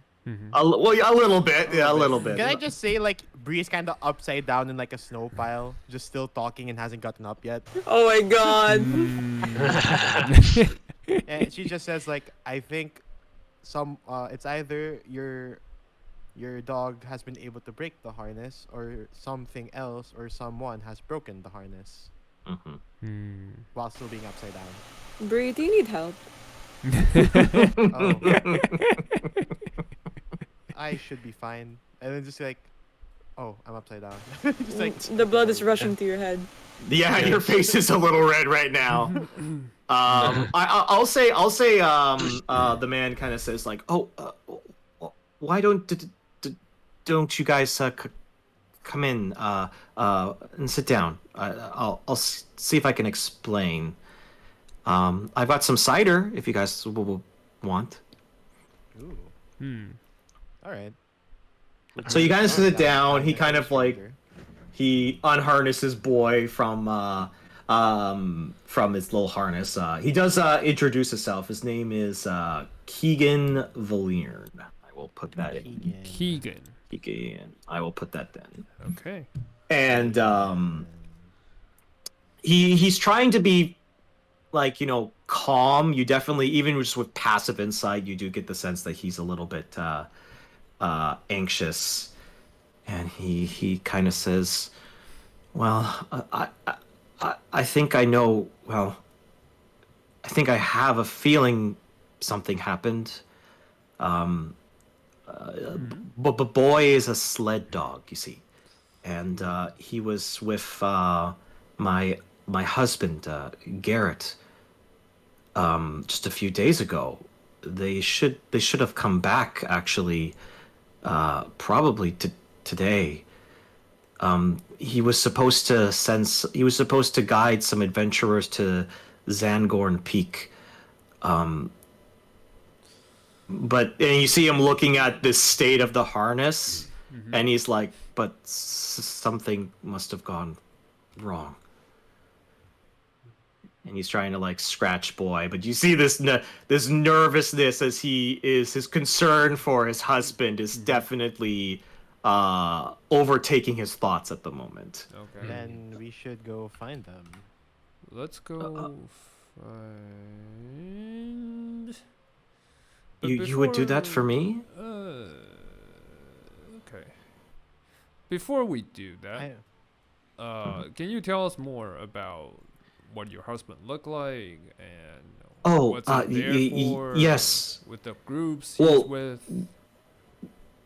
I don't know what group he's with, but he's a tall, like, furbolg man, ginger hair, a ginger beard, just the most beautiful nose in all of Faerun. And you see him kind of like, reminisce a little bit. Okay. Okay, buddy.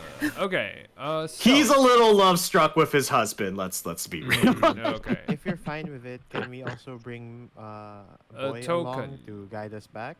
Yeah. Of course.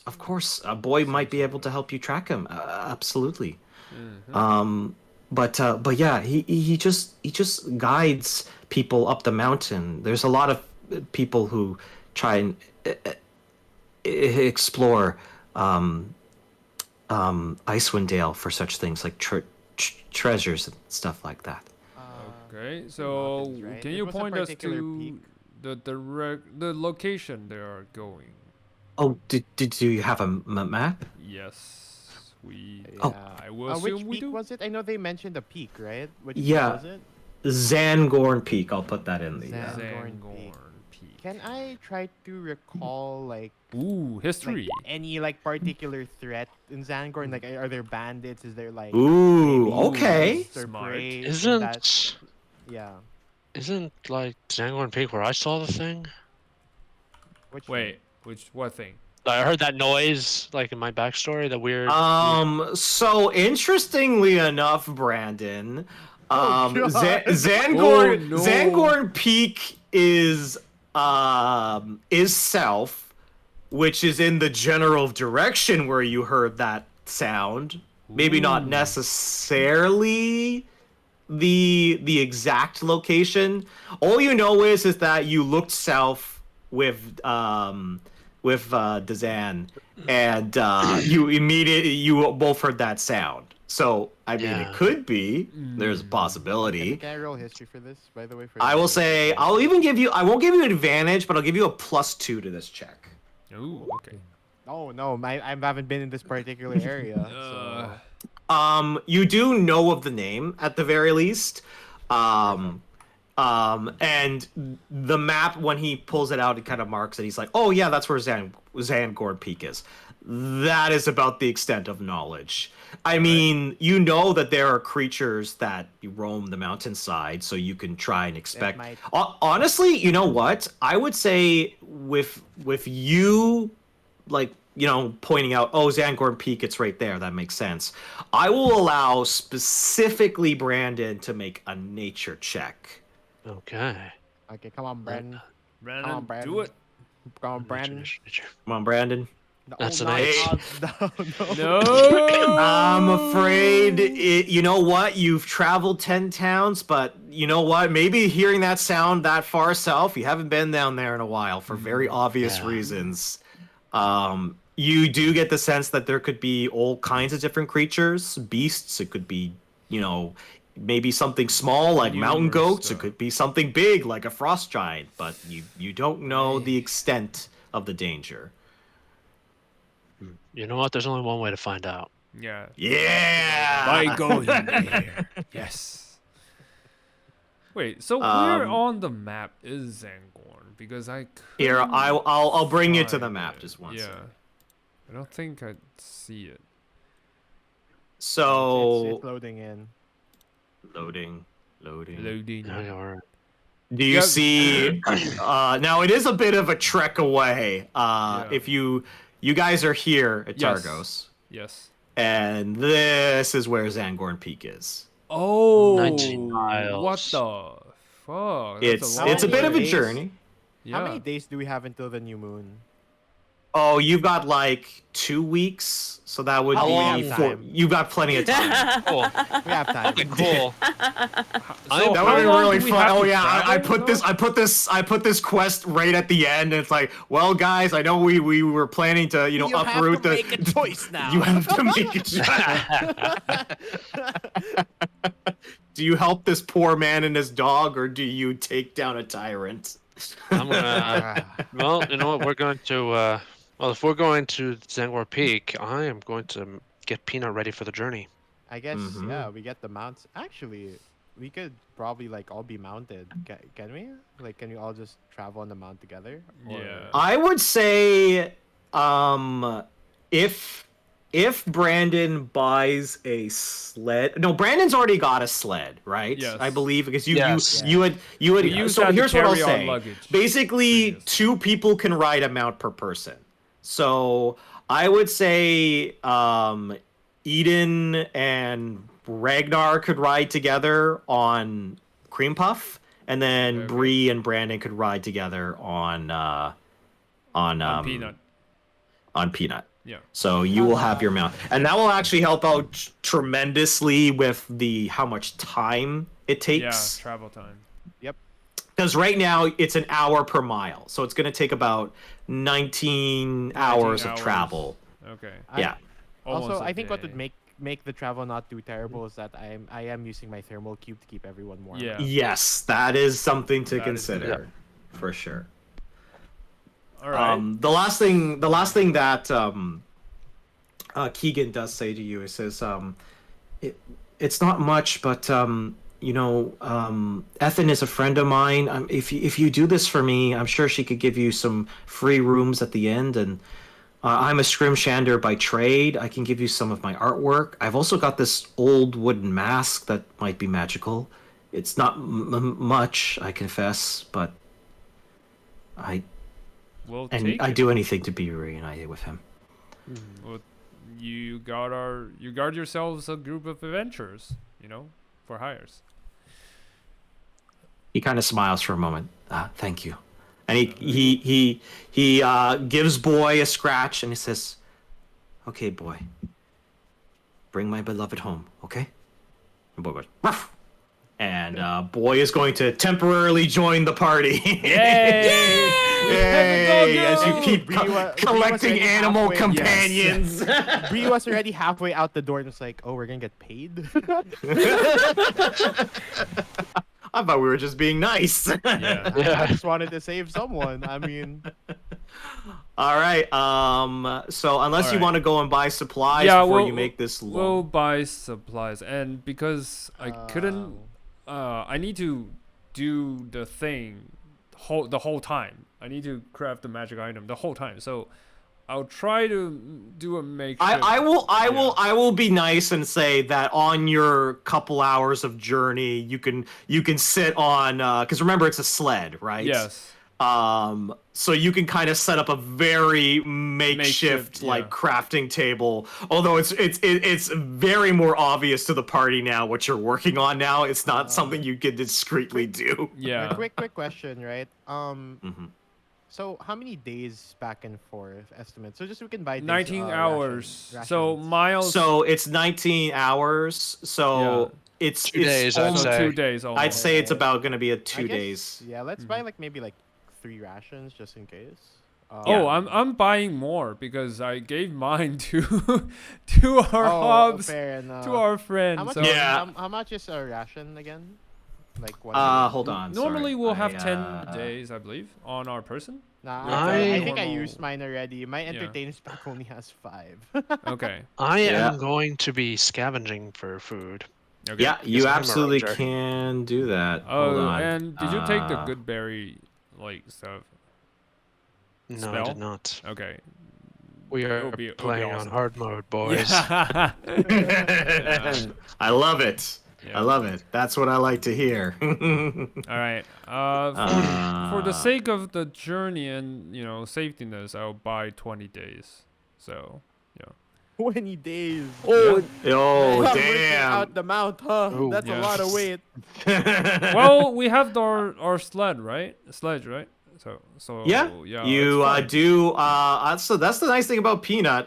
Peanut can carry shit. Yeah. You know what? Um, I'll just say I take 15 days, so it doesn't over encumber us. But yeah. I will say. I'm trying to calculate this. Yeah. Hold on. I believe there's a ration money. It, table. I know- It's 5 silver, but Yeah. like, is it worth more in Icewind Dale?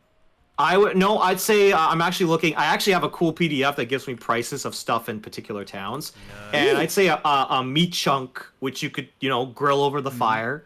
It's about 5 silver. So yes, I would say. Okay. So you're getting 10. I'm You getting said 15. 10 days worth. Yeah, I'm getting 15. So that would yeah. be. Hold on. I have a calculator. I have the technology. I'm just getting 3 days, yeah. just so you know. So it's going to be 75 silver pieces. Mm-hmm. It's And then 7.5 gold. and That's- 7.5 gold. Yeah, And then that's you fine. said you wanted 3, right? Yeah, so I got 1.5. So you got 1.5. 15 silver pieces. Yep. 7.5. Yeah, I'll just deduct it from my original list. And Brandon's just here like, y'all need days of ration. Yeah. The earth shall sustain me. I'm assuming, Eden, you're gonna share with the rest of the party, or just ask Ragnar for his treasure trove of rations for food. I'm loaded. Why would I do that? No, I'm gonna get 10 days worth, 5 days for me. 5 Hell days yeah! For, Everybody's Nice. splurging. Yeah. So I'd like to imagine Ethan, who's one of the proprietors of the inn. She's just like, you want how much meat? Yeah. The orders I just came mean, in. Oh my god. God damn. Okay, and she comes back We're with rolling in dough right now. Yeah. she comes back with a ton of different chunks and stuff like that of all kinds of different little do they have shaved off.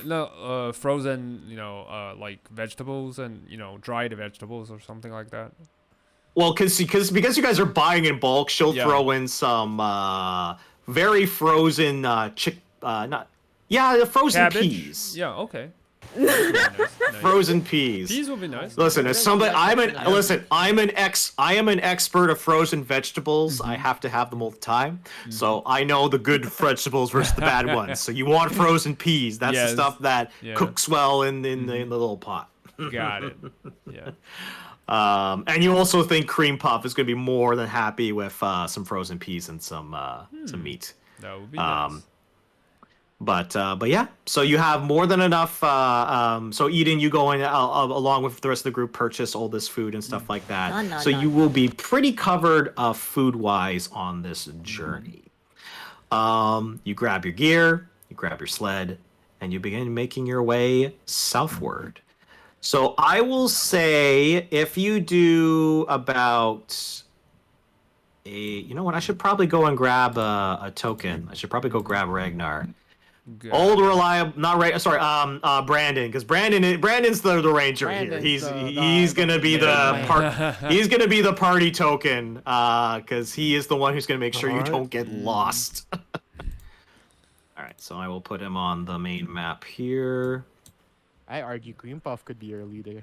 I argue boy would be our leader because he knows the way. You're No. you're not wrong. You're not wrong. All right, so that's gonna get you about 8 hours of uninterrupted travel will get you about, we'll say about there. Right. I will say this. Nice. Brandon, I want you to make a survival check with advantage because I guess the party is helping. Is helping, obviously. Yeah. That's a 19. 19. All right.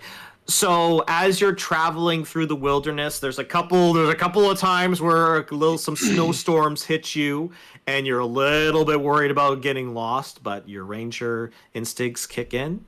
And you begin to kind of like steer the party out of the way of the snowstorm. And as you do, you are first day is uneventful. You camp down for the night. You start cooking up some of the meat. Luckily, Brie, you've got that thermal cube, so you don't even on the chillier parts of the night, you are able to kind of like buckle down and be relatively fine from the cold. Nice. I will say this: so as you take a long rest and you get ready for your next journey, so that will be. So if you travel your 9 hours, you will get to the Zangorn Peak. Nice. It will be nighttime though. So it's up to you if you want to wait another day and start the mountain, like the exploring that mountainside fresh in the morning, or if you want to just get there as quickly as you can. It's entirely up to you. We can get there quickly as we can, but I would rather wait until it's light out to explore the mountain because we don't know what we're gonna find. And I don't want to like shine a light and attract who knows what. Hold on, I think Justin is saying something. No. Continue, please. No, we all kind of spoke out the same. I was just I've been there. So it was like, I prefer that. I mean, what I would prefer is like we get near the peak, but like we rest and then we do a morning search. You know? Yeah, you could do that as well. Yeah. So we don't have. So once it's morning, we can make up the time immediately, right? Because we're there, right? Yeah. Yeah, you could do that. You could just get to the base of the mountain and kind of buckle down for the night before you actually try and climb it. All right, I'll say that. You can do that. I will say, Brandon, I want you to roll a d20. Alrighty. Random encounter. Random encounter. It's gonna. That's a 6. Ice dragon. Oh yeah. Don't tempt me with a good time. Oh no. Yeah, that sounds great. XP time. XP time. Okay, buddy. The dragon. No bison can take him. I believe in you. I don't know if I believe in you. Myself. All right, hold on. Believe in the you that believes in yourself. Yeah, exactly.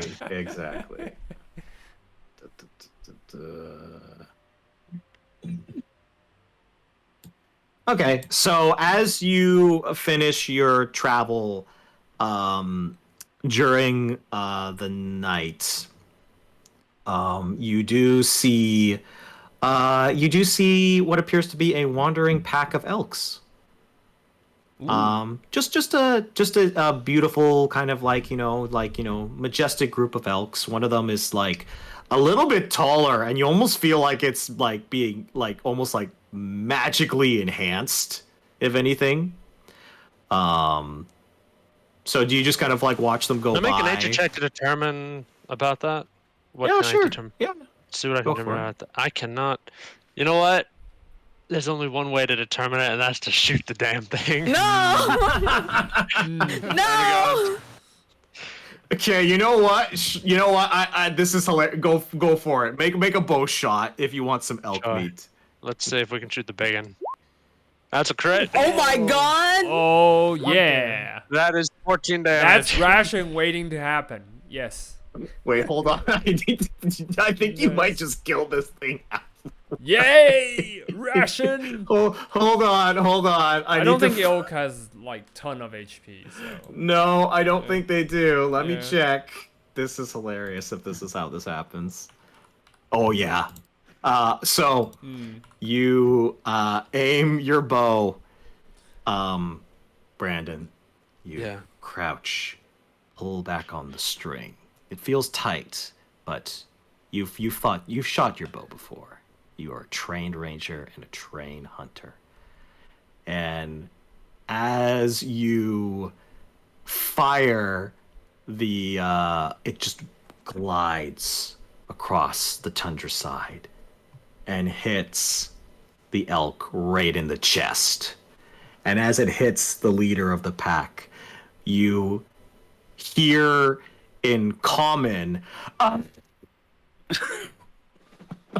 It's another one of and those then it things. falls down. Oh no. Uh-oh. All right, And first aid time. You're gonna. Wait, what? Immediately, Eden, you hop on Cream Puff's back, and then Brandon, you have this moment, and you think of, wait a second, Long Nick got awakened by someone, and could this be related? Because it sounds like this beast is talking very similar to how Long Nick was talking. It's another awakened beast. Oh no. Yeah. You crit on that. Yeah. So. I mean, this is amazing. I wouldn't have it any other way. Yeah. The fact that you rolled a natural 20 on this. So elves only have 13 HP, and you just dealt 14 Yeah. points. So, no, it's bleeding out. It's unconscious. Well, I'm gonna run. I'm gonna quickly run. After hearing that, I'm gonna run, and I am going to, as a show of apology, cure wounds it. Ooh. Okay. All right. Roll for cure wounds. Roll for the health. Not letting me roll. It's 1d8 plus my spellcasting. Yep. Also, all the other elks have scattered because they see you charging towards them, Nice. and all the other elks think that you're about to fucking rip through them By like the way, Doom Falcon, guy. Falcon. Yeah, what's up? 2024 cure wounds is 2d8, by the way. Oh, okay. Got it. Yeah, you get extra healing. Extra You can roll an extra I'll roll. D8. Just roll another one. Nice. All right. Ooh. All right, that's 15 hit points. yeah, 15. Okay, You feel heal him back full. you run over and immediately cure wounds, and you see the elk go, and immediately kind of stumble and try and get up. It's like kicking its elk feet in terror, and it kind of looks at you and is like trying to slowly back away. There, you're alive, you're alive. Yeah. You know what? I'm actually gonna roll. I'm gonna roll an insight check actually, because he might actually not even know that you were the one that shot him. Oh my goodness. Because you rolled a natural 20. You're miles away. He didn't expect an arrow, so he might not have even known. So hold on. I'm gonna roll an insight check for him to figure out whether or not you were the one who did that. Let's see here. Nope. He gets up and he goes, "Thank you, kind stranger. I don't know what happened. I was minding my own business, and then some devilish arrow from the gods must have pierced my chest. You wouldn't know anything about that." For comedic timing, Ragnar, stand beside me, right? For comedic timing, Bree's gonna be like, well, not from the gods, but actually it came from... I'm assuming somebody covers Bree's face. Who covers my mouth? Ragnar, is it you? Do you want to cover Bree's mouth from talking any further? Yeah, why not? Yeah. Brandon is going to say, "I'm afraid that was me. I honestly thought you were you were just an oversized elk. Yeah, I do owning up to it. apologize. And when I heard you shout, I realized you were more than that, which is why I immediately came over to heal you." And he kind of looks at you for a second, and he goes like, "Really, bro?" Oh, dude. Really, bro? Oh my god. I still have my bow if you're not willing to let bygones be Oh, okay, bygones. okay. Wait, I didn't mean it like that. I was just, you know. And he kind of like, and he does realize, he thinks for a moment, you did heal him, and he goes, Yeah. I see. Okay, accidents do happen from time to time. I'm willing to let bygones be bygones. But man, that really hurt. But It was a really good shot. you see, he doesn't want to compliment on the killing blow. Something that just almost killed. Wait, I already covered your mouth. What are you talking? No, you're not talking. I put your hand over my mouth. Yeah. He does look at you and go, what happened? And he looks for the rest of his pack, and they are all gone. They have scattered to the wind, and he is just gonna look at you guys and goes, I'm gonna go and find Hold on. Oh, yeah. Were you awakened perhaps by a lady in red? Oh, with auburn hair? Yeah. Yeah. Yeah, that was the one. Didn't give a She name. gets though. around. Oh, Yeah, she has a name? he's just he says I didn't get her name or anything like that, but she seemed agitated last time I saw her. What? I don't know. She was just mad, man. Like like when that like you just wake up angry, On the wrong side of the bed. Yeah, she was just angry, and Did she say at what exactly? Did she mention anything? He kind of thinks for a moment. I'm kind of curious how much this guy knows. Hold on. Nice. I'm gonna roll something here. Nice. While he's thinking, I'm carving like a small sign that says like, I can talk, don't shoot. I love Nice. that. That's perfect. That's amazing. He's gonna have a necklace that says "Don't shoot me, I can talk." All right. So,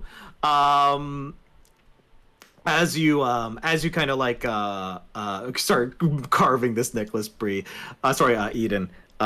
He basically says, well, it seemed like she was angry at the 10 Towners for something. It seemed like she was on like a real war path, to like take down the 10 towns, maybe? Because I brought up like, hey, could I just go to the 10 towns? And she was like, don't you dare like side with the vicious ilk like them or something like that. I don't know. I wasn't really complaining because I can think now. It's great. I have a lot of friends, like I used to. Just the past gone. But I'm sure some of them might come back. You never know. You never know. These things take time. But yeah, no. But if you see her, let me just say this. Keep your distance, because I think there was there was like some sort of hunter that I guess tried to fight her, and oh my god, he got blown up by some druidic magic. You should have seen it. It was like this blast, a cone of cold or something like that, and he just got. D call out spell call out. Yeah, it was like if I had to describe it, it was like a cone of cold. Level nice. spell. It was like a 7th level spell. Okay, when was the last time you saw this woman? Oh, Where exactly? Honestly, Yeah. there's a little town named Lonelywood. Lonelywood. Interesting. And Brandon, you immediately clock that because you've traveled to 10 towns. Lonelywood is a small town, and I'll just point to it. It's Vate over here. Okay. Ooh, Man, he okay. went all the Isn't way that near south. my home? Or... Your home is right here. Oh, Cair Koenig. Man, he traveled okay. far from his original inception. Yeah, inception he's now, really Yeah. far away. Yeah. Well, Yeah. you get the sense like he might have been awakened here, but then he might have made his way down to this like wooden area, Yeah. and then he kind of like was patrolling or with his pack. Around. You know, you also get the sense that whoever this lady is isn't necessarily giving all of them orders. It seemed like he gave Longneck very specific orders. She gave Longneck orders. Yeah. But then not all the others. You could also consider the fact that maybe she considers like more predator like beasts that she's awakened, like more like go kill people jobs, versus like an elk. Yeah. Like despite elk actually being kind of dangerous in D&D, she might Yeah. not have considered him I worth the tap time. Ragnar's hand Yeah. so that he can remove his mouth from my his hand from my mouth. And My mouth from your what? no. Sorry, I reversed the nouns. My bad. Yeah. I just asked fair creature, did this mage give you a task of any sort? Well, originally, she told me to kind of like, kind of mess around with any traveling caravans from 10 towns. I kind of just nodded and said, yeah, sure, I'll totally do that. And I made my way as far south as possible. Screw that noise, like. Yeah, so I was like, hey, if I just never see her again, she can't threaten me, you know? Nice. Smart. Yeah.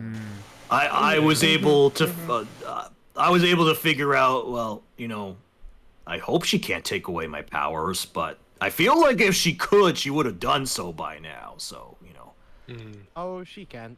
Once it's already given, she can't take it away. And he goes like, "Oh hell yeah!" And he just kind of like stomps his hoof into the ground, like triumphantly. Nice. And then the elk is gonna go and just look at you guys like, hey, you guys seem pretty chill. I appreciate that. Don't mean many 10-towners that, well, now that I think about it, you did shoot me, so that's kind of par for the course. You guys were cool. Brandon is gonna say. Not really. Minus the shooting part. Yeah, Brandon's gonna say. Well, given the near endless winter, I can't really blame them for trying to get food wherever they can. Yeah, it is what it is.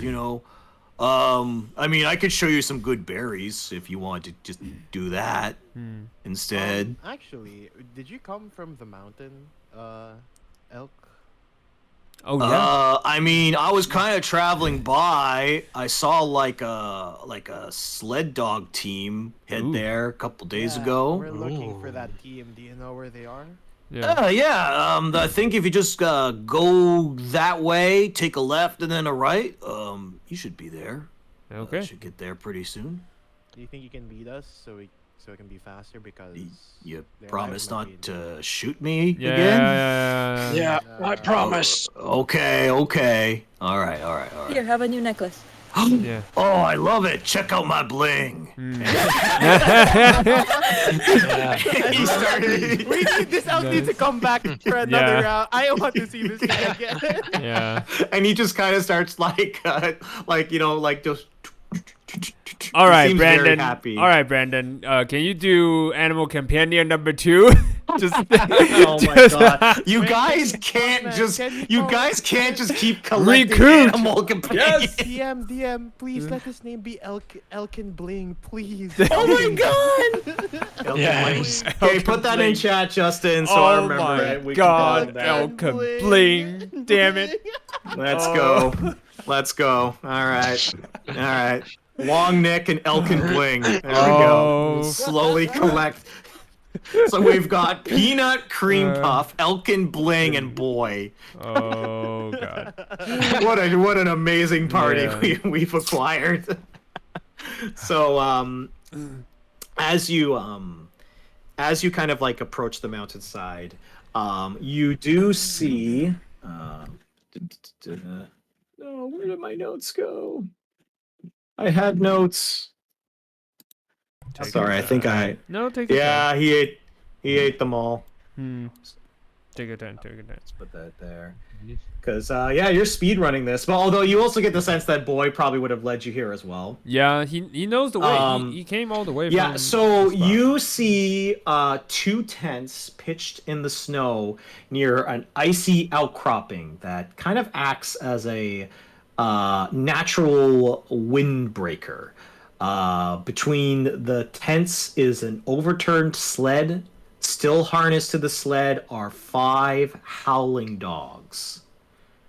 And immediately you see Boy kind of like run over, and he's like trying to bite like one of the like harnesses, like try and rip it. Not really effective at this good period of time. But all the other dogs kind of stop howling, and they all look at you and go.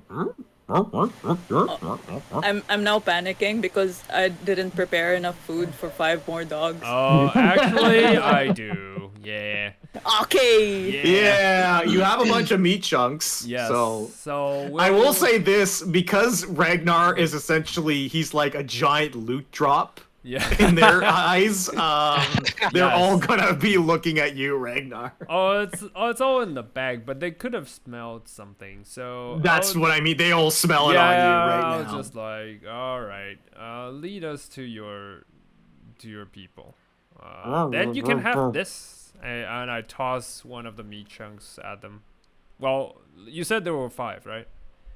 Yeah, they're 5. Yeah, I'll toss 5. I'm gonna say make an animal handling check, and I'm assuming you're gonna like unharness them. Yeah. Animal handling. Oh god damn it. Yeah, please be good. 21, but natural 20. Yes, that's what I'm talking about. Yes. Natural 20. Yes. Okay. When it matters. You needed a high DC for this. I'm gonna lie, because I knew exactly how this was gonna go. Yes. So as you calmly place the meat chunks or whatever, we'll say all you need. I'll just like loosely walk over and just toss the meat chunks, and they just follow. They just like right now you unharness them so they're no longer trapped, right? And you put the meat chunks down. Yep. And there's a second that you clock that these sled dogs are just going to grab the meat and get the fuck out of there. Like, they were not going to stay. But with your natural 20 animal handling check, they eat the meat, they give you a respectful nod, and they're going to just kind of like munch. Just I pat them on the head. It's like... All right. So, okay. So, Boy is smart enough to find like his or her owner, whatever. But the others are not. So it's more you get the sense that Boy is a very loyal companion, where these other dogs are more like they've been borderline starving and they just want to get out of here. That's the gist that you get with that animal handling check. All right. So with the dogs here, we have a source to sniff out the location of the people. So we are gonna look around to try to investigate the site, see if it's a crime scene, someone killed them, or some just natural hazards. So sure, I'll say everybody make investigation checks, specifically investigation. Do we have advantage? No advantage in this particular case. I can't wait to fail. That's a 4. Let's see. Brandon's more interested in making sure the dogs are okay. Investigate. Are we all can we all do it? Okay. Yeah, Brie. Oh my god. I will reroll. I love this party. No.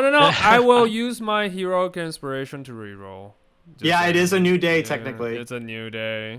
It's a new fucking. It's even worse. It's a new fucking day. Yay! That's just my life. Yes. One of the things you see, unfortunately, is that as you unharness the dogs, they did start to kind of like run around in circles and kind of sniff around the camp. And any sense of any like clues probably got swept up the moment that happened. All right.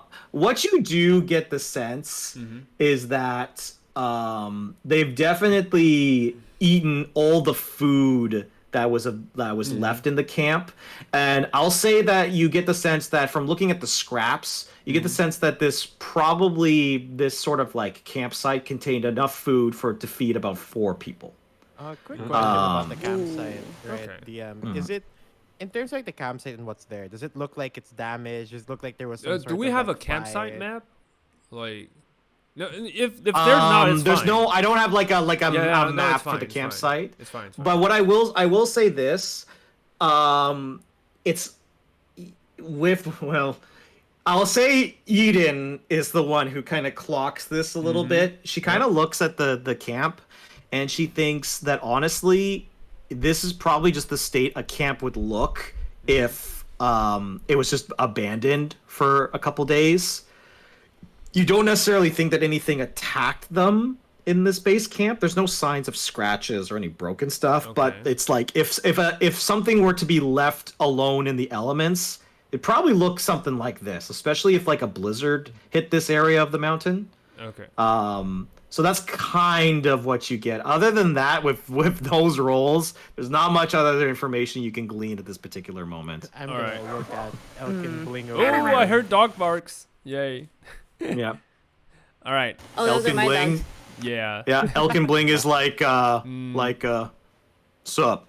Yeah. What was the last place you saw them? Do you think they went somewhere else? I mean, if I had to guess, they went up the mountain. I mean, I didn't get any closer than this, really. I saw a furbolg, a huge sled team of sled dogs, which I guess are these guys. Looks at the 5 sled dogs plus boy, and then maybe I saw somebody with horns on their head, not elk horns, but like spiky probably Horns. horns. So, okay. Do they look like with horns and reddish skin somewhat? Or, Yeah, kind of blue like that. Yeah. tieflings? Yeah, whatever that word you just said. And They you kinda just- Furbolg? Yeah. Well, You are very well. he looks at versed. you, Brie. Well, everybody knows what furbolgs are. Like, of course. Oh, you were looked down. He's right. Everybody knows what a furbolg is. Yeah, everybody knows what a furbolg is. So I'm gonna look at him. It's like you're a very selective, like knowledgeable Elkin. Yeah. Listen, I've been awakened for like a plus. You know, I'm not gonna know everything. Okay. Okay. So. I have years to learn. And he looks up at the sky with a proud smile on his face. Nice. Aw. Okay. Okay. So you said you saw this red horned individual, a tiefling. So Yeah. is the tiefling with the group, or are they separate? From I'm what gonna be you honest. know? They're probably all dead. If I had to be honest. No, yeah, I know. Well, that's up for debate. But I just want to know: were they already when you saw them? Were they a group going upwards? They were a group. They went up. They went here. It looks like they made camp. Maybe went up the mountain. Probably didn't come back. And he goes, "If I had to use my detective skills, I think rolls die. Nice.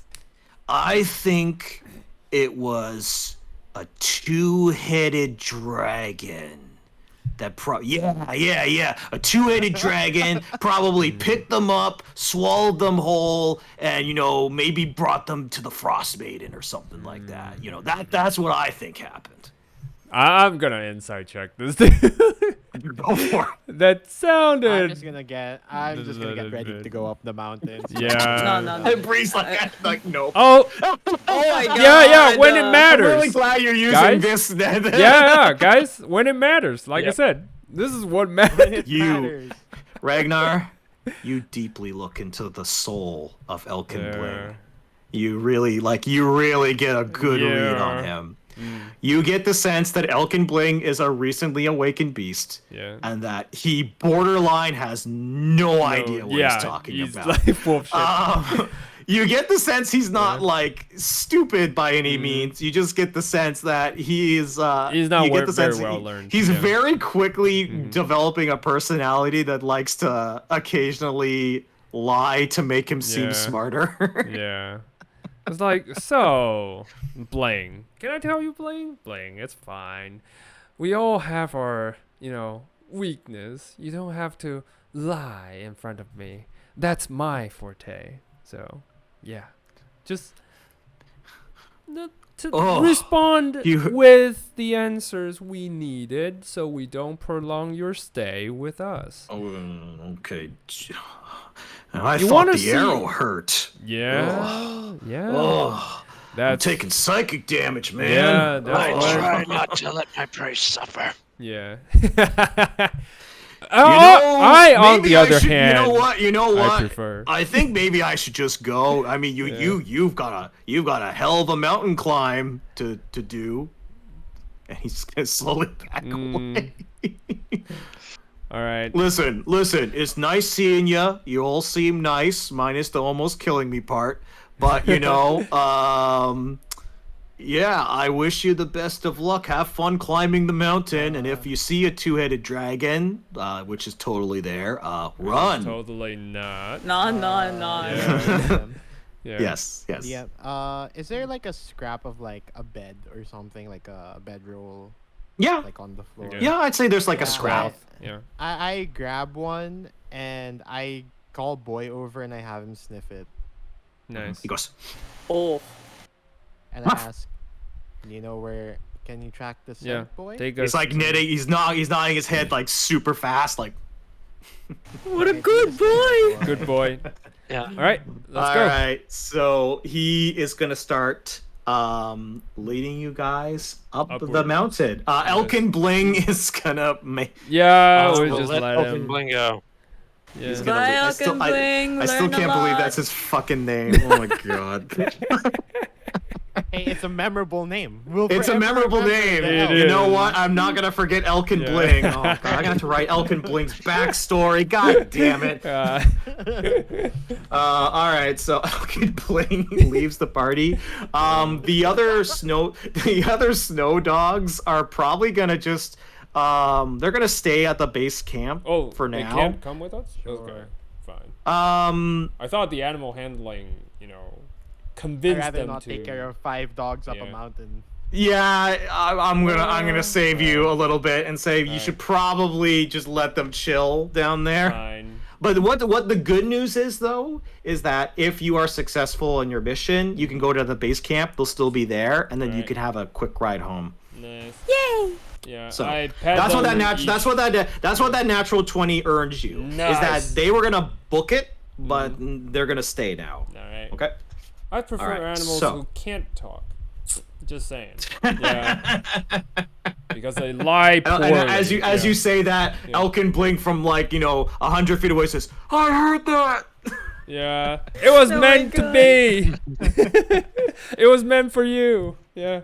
Yeah. No. Anyway.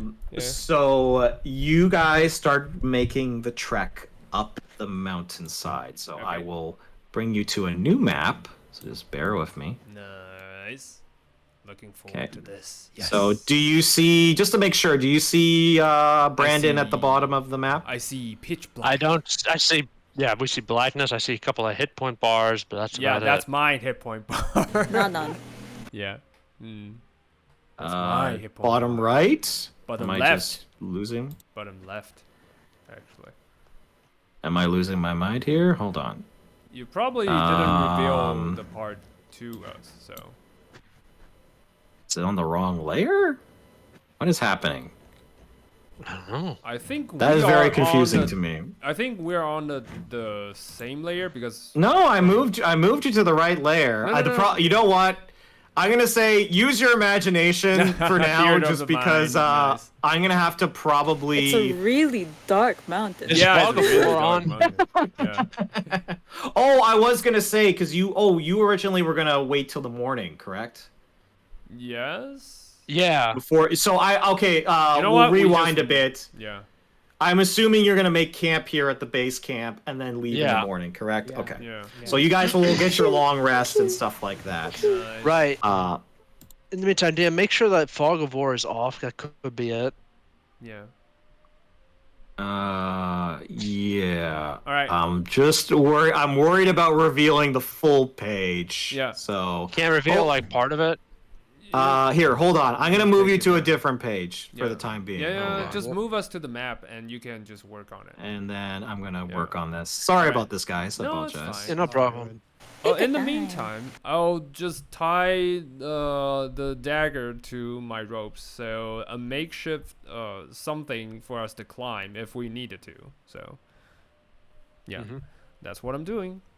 And I don't know about the others. Oh, I will spend a few hours, making my magic items. So now you guys can see what I'm doing. Yay. I think there's just something that really fucked Yeah. up on this page. So we're just gonna figure it out as we go. It's fine. Theater of the Um, mind works. All right. So as you kind of are climbing the mountainside, it takes a couple hours. I will say, I'm gonna say, because I also have to keep track of the time specifically of how. You know what? I'll say, Brandon, can you make a survival check with advantage? Because this will dictate how fast you can climb this mountain. Survival advantage. That's a 16. Okay, I will say you're able to shave off an hour. So right now it is 9 a.m. in the morning. Okay. All right, And- that's good. As you start to climb the mountainside, you've got Boy, you've got Peanut, the rest of your party making your way, and just ever so faintly in the distance, Brandon, you hear the sound of a loud crack higher up in the mountain. What does it sound like? Stone, wood? It's followed by a rumbling noise, Oh no. and you see the ground start to Fucking shake. avalanche. And you think that this might be an avalanche. And with that, I need everybody to roll initiative. Okay. This sucks. That's an 18. I can use alert to swap my All right. initiative with anybody who needs it. Terrible. Yeah. You know what? Brie did well. I will re-roll using luck. Also, I'm going to bring you to the avalanche 21. page. Yes, finally. 21, 24, 8, 18. Eden, would you like to swap initiative with me? I think I'm good. Yeah, I think I'm good. All right. All right, so let me just sort this out. So, oh my god. Ragnar's initiative is 24. Justin rolled a 21. Yeah. 21. Justin rolled a 24. Yeah. Damn. Yeah. Good job, Justin. Nat 20. All right, 21. Brandon, you rolled a 18. 18. Okay, and then Eden rolled an 8. Correct? Okay. Yep. All right. We'll sort that. Okay. So you immediately look in the distance, so everyone can see the map, right? By the way. Yep. Okay. Right now Perfect. we can see it. So you guys are all on your mounts. You've been climbing. You hear that loud crack. You get the sense, Brandon, that you have about 2 rounds before this avalanche hits you. You've got about 12 seconds. Okay, is there any cover we can get under? So as you look around, you see a couple things of note. One, you see several trees that are just sticking out of the ground. And you could try and take shelter on them. However, the issue is that if along with the weight of the avalanche is going to be hitting it and your guy's weight, you may have to make dexterity saving throws to hold on and not fall off. But it is definitely something. There are some rocks nearby that you actually think that you might be able to fit one person in, and they could probably take full shelter from this avalanche. You also see down below is a hole that leads to God knows where, but could be a safe place to hide from an avalanche. No, Other than the that, hole's gonna fill up. Oh. Eden, I would suggest take your speak, get into those rocks, because you are the healer, and we need you to. Okay. And if you survive, you can fix us if something happens. all right. Well, first off, Brie, you are up first at the top of the initiative. Funny thing is, I really want to go to the hole. Hey, go for the Yeah, hole. me Go for the hole. Me too. Go for it. Because okay, my idea is right. If avalanches happen a lot, I feel like the hole might lead us to where the rest of the guys are. Maybe. Yeah. Possibly. So I see the avalanche happening, and to make sure that like everyone can have like to make sure like I don't wanna, cause I'm riding on Peanut right now, right? Yeah. Peanut, yeah. Yeah. So to give him like to make sure he's not weighed down, I get off immediately, and Okay. I'm gonna start running. I do have 35 feet of movement, so I'm just gonna. Wait, can I do this stylishly? Wait, I'm trying to think. Oh, absolutely. Hey, oh, you can always do it with style. Yeah. I wanna.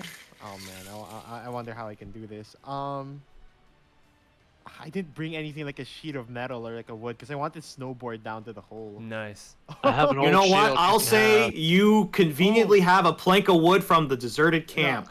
No, I have He has a an shield. old shape, my old shield, not the bison shield, but the non-magical one. I can give it to Oh, you. that's right. You had a non-magical shield. Okay. I grabbed the shield. I'm gonna shield surf down to the hole. Hell yeah. Nice. Breath of the Wild style. Let's go. I'll say, and are you going to use your movement, I'm assuming, to dash and all that? Yeah. So it's like 70 feet because I am a wood elf, so I get an extra 5. So All right. I will say make a acrobatics check. All right. I just tell I immediately get off and like, all right, I'm gonna go to the hole, and I'm just gonna. Yeah. All right. Just jump off and tell them what I'm not doing. So. All right. But Oh god. Okay. I wanted to be cool. Oh my god. all right. So you are cool for a second. Yeah. So as you leap off, you grab Brandon's shield. You do a quick flip in the air. You see the sound of the mountain begin to shake. Snow is already starting to head towards a general direction, and you begin to slide, skidding down on the snow, drifting and bending your knees to really keep yourself balanced. And as you kind of go towards the hole, you see what appears to be a small jutting out root that you weren't expecting, and you immediately hit it, and you tumble, and you are immediately knocked prone. Can I suggest that she's upside down again? Yes, absolutely. Wait, what happened with boy? So that's the new thing is that Brie's gonna be constantly upside down in the snow. Yeah, and then she is just like, I expected that to go better in my mind. I'm sorry, man. You rolled a 6. I mean, That's okay. No. It's like Brie just believes that if I can think I can do it in my mind, I will always succeed. That's just. all right. Ragnar, you're up. All right. I saw what happened to Brie. I was like, thank God I just made this rope dart. Oh. I will try to use the rope dart to go to the hole as well. And I'll use the tree as a leverage to swing myself over to do the boost. Oh. Yes. Okay, I see. Yes. So you Assassin's Creed are. style. Yes. Yes. Are you trying to swing your way down? Yes, I'm trying to swing, like using it, like, okay, I'm gonna describe this. I'm gonna throw the rope dart to here, and then I'm gonna, because the rope is 50 feet, so it's totally within range. Oh, so you're trying to get to the tree, right? No, I'm gonna throw it to the tree. I'm gonna swing myself all the way down to the hole. Yeah. I see. Okay. I would say if you use your. Oh, and I'll grab the boy as anchor because I need extra weight to, do the swing so I have enough force. Okay, I'm trying to think about how to rule this. Yes. Okay, I'm not against you doing this. Nice. Totally do this. Yes. You have now grabbed boy. You've committed to this. Yes. I will say, I will allow you an acrobatics check, and depending on how well you roll, I will dictate what happens next. Come on, this is what. Yes. Yes. Okay. Yes. So I will say you throw that rope dart in the rope. It hits the tree. You use it as anchor. You immediately grab boy, and boy's like, he's like, he's not expecting to go flying like, along with mark. you. And I will allow you to make a movement dash so you can move your 60 feet to where you want to go with this. Nice. So okay, full 60. Let's see. Hold on. Yeah. This is the point. 60.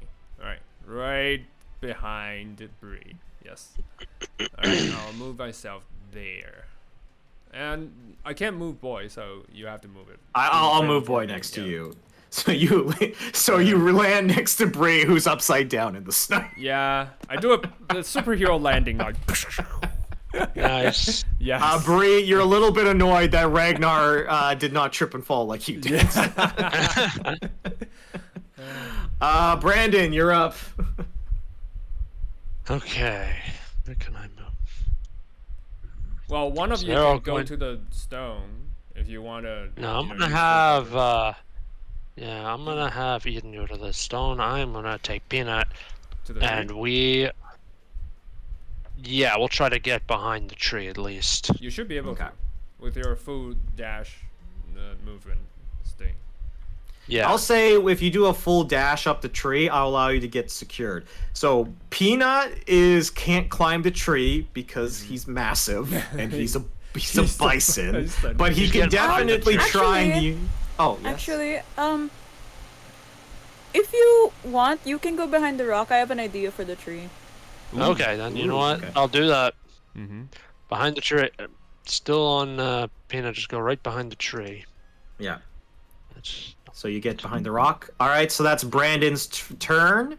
Eden, what would you like to do? I'd like to go up with Cream Puff to the tree and fucking put Searing Smite on my hammer and just try to whack it down so we can like slide it down. Oh, interesting. Okay. All right. I will say, yeah, make an attack. Go for it.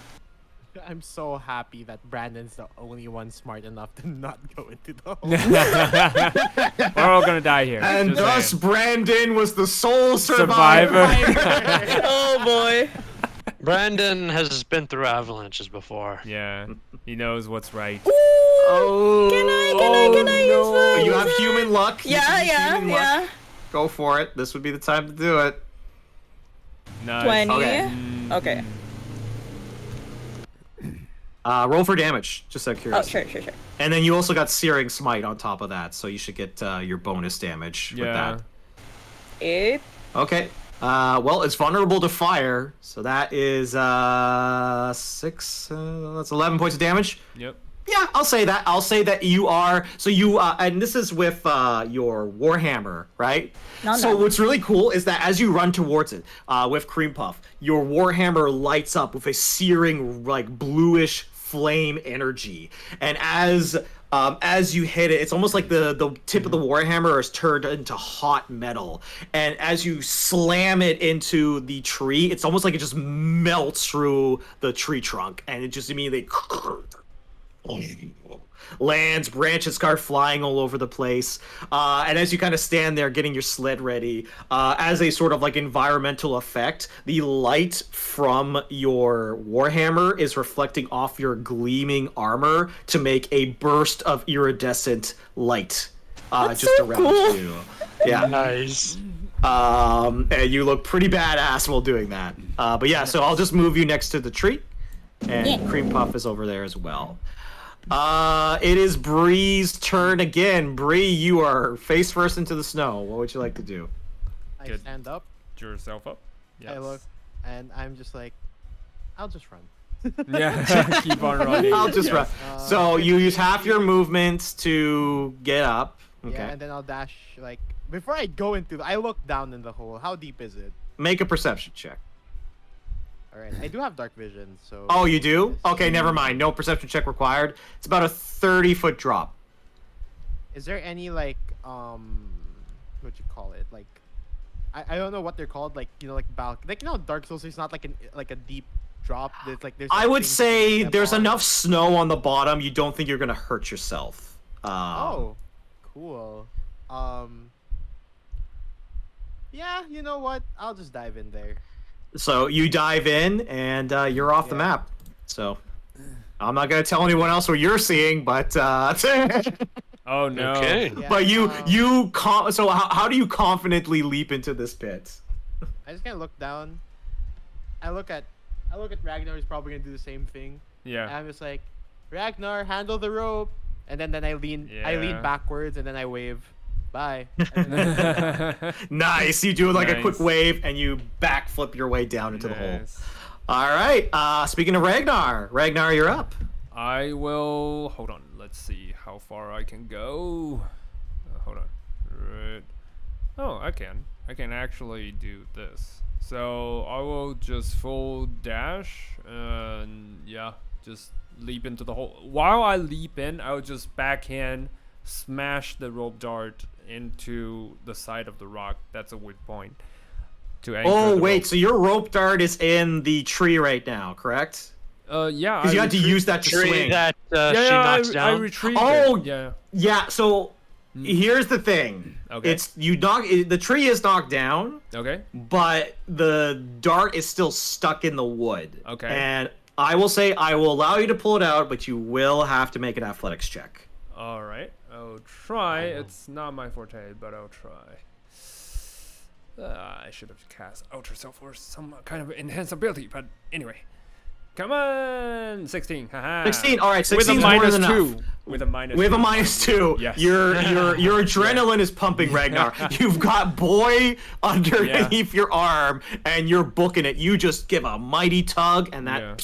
gets out of the wood. Yeah. You also think that Eden just knocking down the tree as a whole has Help. also reduced Yeah. the DC a bit, so you think that helps out as well. Nice. So Thanks, I'm assuming Eden. you're gonna dash. Yeah, I'll dash. I'll yell Does a thanks, salute. Eden. Yeah, and get the dog with me, and like I said, backhand the dagger onto some anchor. So Yeah, we I have like to something use the dagger to kind of like yeah. slide down the wall Yeah. a little bit. No. All right, right. To stuck it like an anchor. So not the concept, Oh, because I I can just understand what drop you're trying down to by do. the rope. So yeah, I we need understand, the rope to okay. get back up. So eventually.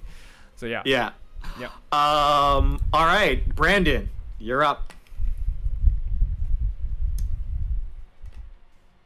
All right, let's see. So I'm behind here with Yep. I'm behind here with With Peanut. her peanut. Yeah. You get the sense if you hop in here, you will be completely safe from the avalanche. All right, can Peanut like brace or something like that? He might be able to brace. I would say what you could do is you could hop in there, and I will allow you to give Peanut an advantage on his save. All right, cool. Because I will brace myself against and once I'm inside the rocks, I will brace myself against it and hold Peanut's leash tightly. Yeah, And you've got to have Peanut has a harness, so you kind of grab onto it. There's like a little hole in between the rocks, and Peanut gives you a little bit of a nervous nod, like he doesn't want to be in the situation. But he is your bonded primal companion, and he gives you a nod and he says, Yeah, I just And, nod back and say, just hang tight. All right, Eden, you're up next with Cream Puff. Eden's gonna like take Cream Puff's like wings and then like raise them up, saying like "Wee!" And you're gonna just slide down the mountain. Oh yeah. Nice. All right. I will say, as you slide down this mountainside with a tree, you will have to make it's gonna have to be an acrobatics check. I can't wait to fall off. I'm not gonna make the DC insanely high because you do have a sled, but we'll see. We'll see how you Well, roll. she also We have the believe. rope, so. Woo! Yeah, We I believe. You can do it. I love that you guys believe. We always believe. Oh, it's a 15. Dang Okay. it. Oh, Nice. 15's pretty why do good. you wanna fail? It would be funny. It would be pretty funny. It'll be- I will say you can use your turn to get 60 feet with. Hey, that's Cream Puff. pretty good. Yeah, Yep. that's pretty good. All right, so I'll just I'll move you down there. All right. I think that was 60 feet. Yeah. around that. That was. Yeah. Okay. So you're because you are sliding down with the tree, and I'll move you to the right to the front row. Okay. Let's send back. There we go. All right. So that is the end of your turn. As you slide, Cream Puff's got his wings out, and he's like. "Brrr." He seems excited. He seems to share your enthusiasm as you go sliding down the cliffside towards the hole. However, just before you hit the hole, the entire map Oh, fuck. is covered in the avalanche. Oh no. So you guys dear. can see that? Yeah. Yep. Yep. All right. Oh fuck. All This is right. bad. So, right now, Brandon, you are safe because you're tucked into the rolls. I would like Peanut to make a strength saving throw. Oh. Can he make it with advantage because I'm holding him back? I will allow you to give him an advantage, and you should have access to his primal companion Yeah. character sheet. Okay, so strength save. Yeah. That's a 15. Wait, what? Okay. Okay. Eden, I would like you to make a strength save. I have a question. Yes. Which direction does the snow push us? It was going in this direction. Oh fuck. It's not actually okay. In that case, okay. What was it again? Strength saving throw. Yeah. Okay. By the way, Falcon, you might want to switch to public 23. because Nice. you rolled Okay. you rolled your save in Oh, secret. okay. Yeah. My Yeah, we were bad. like, what? My- Okay. No, it's fine. My bad. I am. Yeah. Sorry. How do I do that? This. Here we go. There was a button on top of the character sheet. You can just Oh, I might actually have him set to whisper. Yeah. Sorry. Hold Yeah. on. Okay, yeah, I'll if you change could that. switch Hold on. back. yeah. It's because I was making sure the yeah. There we go. I was making sure I didn't like spoil shit. Okay, and now for the mighty Cream Puff. Eden, would you like to roll for Cream Puff? You should have access to Yeah. his character sheet. Where is he? Queen Buff. You can do this. I believe in you. What is it? It's 11. Okay. I want you to roll a d4 for me, Eden. Okay. 1. Okay, so this is what happens. Okay. So, Brandon, you are safe in that little refuge in the rocks. You grab on tight to Peanut, and he braces himself. And as the avalanche comes crashing down, he stands firm. You're holding onto his leash as hard as you can, and you and Cream Puff are not moved by the avalanche's weight. Eden, Peanuts. Oh, sorry, Peanut. Sorry. Cream Puff is Eden's thing. Yeah. We're gonna get to Cream Puff in a second. Eden, you hop off. You take your great shield and slam it into the ground to brace yourself for impact, and you're easily able to brace yourself as the snow starts to hit you. Cream Puff, however, takes a step back, tries to brace himself. He is going to take 8 points of damage from impact, and he is let's see here.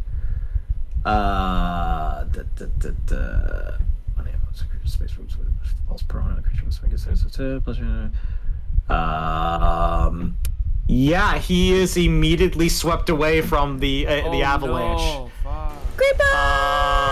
And you just see Cream Puff. Cream Puff's off the map right now. Oh no. Creep up! Oh, he's a big boy. He'll be fine, hopefully. He'll reunite with Elkin Bling. Hey, buddy. I'm gonna roll a d20 for something. Oh, Okay. damn. Yep, that's what the dice are pulling. All right, so Imagine if the witch or like that wizard ever awakens Cream Puff. Oh my god. oh god. Oh my god. I can't Oh my keep God. giving you awakened creatures to hang out with. So Or Eden, better yet, yeah. he's So awakened, but he's still the same. Cream Puff refused to change. Yeah. You do see Cream Puff getting swept away by the avalanche at the moment. Cream Puff is about 500 feet away from you now. Oh. So you do get the sense, Eden, that Cream Puff is going to be probably at the base of the mountain by the end of this. So you may have Our to rations. journey the rest of this journey without Cream Puff at the moment. But you do get the sense that Cream Puff is not going to die. But good. as the snow begins to settle, we're gonna start with Eden and Brandon specifically. You kind of like tussle off and pull yourself out of the snow and look out in the distance. You think Cream Puff might be okay, but that still does tend to worry you a little bit. Peanut pulls you, Brandon, out from the rocks and the snow and kind of shakes it off. Yep. I mean, of course, like this, he's built for things like this. Mm-hmm. And as I do, I'm just going to start calling out, like, hello! Hello! Okay, that's one. Where's the other two? I think Okay. they're in the hole. Okay, so it's their turn. I know, but can we? Hear Yeah, them? I'm gonna get to Okay. where you and And Brie were. yeah. That's amazing. All right. All right, but right now, Eden and Brandon, I will say you guys reunite. It takes a second for you to kind of climb up to each other. I'll put you guys there. So Sadly, what do you Cream guys Puff like is to not do? with us. Oh. Peanut's like, and he kind of does a more, because he doesn't know if he's dead or not. You see Peanut do a kind of a mournful, like, bellow across the mountainside. Goodbye, Oh, no, my he's dear fine. friend. No, he's fine. I've trained him well. And you just see he stamps his hoof because like he gave the sense he's mad at you making think that his friend is dead. I'm just going to pet Peanut and reassure it. Nice. Just like, yeah, it's okay. It's okay. He nods. He should be fine, probably. I've trained him well. You think Cream Puff will probably be okay? You just think that him failing that means that he's not going to be here till you guys are done with this Yeah. little side venture. Yes, I'm gonna need to train him more after this. Yeah, that's a possibility for sure. I'm gonna make him do 500 push-ups. So, Brandon, you also look and think it probably jumped in the hole. You also look at the hole. Oh yeah, make a perception check. See, like, if I can hear anything or see anything. 17. The hole is there. You do see it. The avalanche has completely filled up the hole in its entirety. And as you kind of walk towards the hole, you get the sense that if they hop down there, maybe it led somewhere, you don't know. But if you want to follow them, you're going to have to do a lot of digging. Like, a lot. So you realize that as of this moment, the party is split. What did you use the S Split the party. And as you come to that realization, just give me 1 second here. All right. I'll grab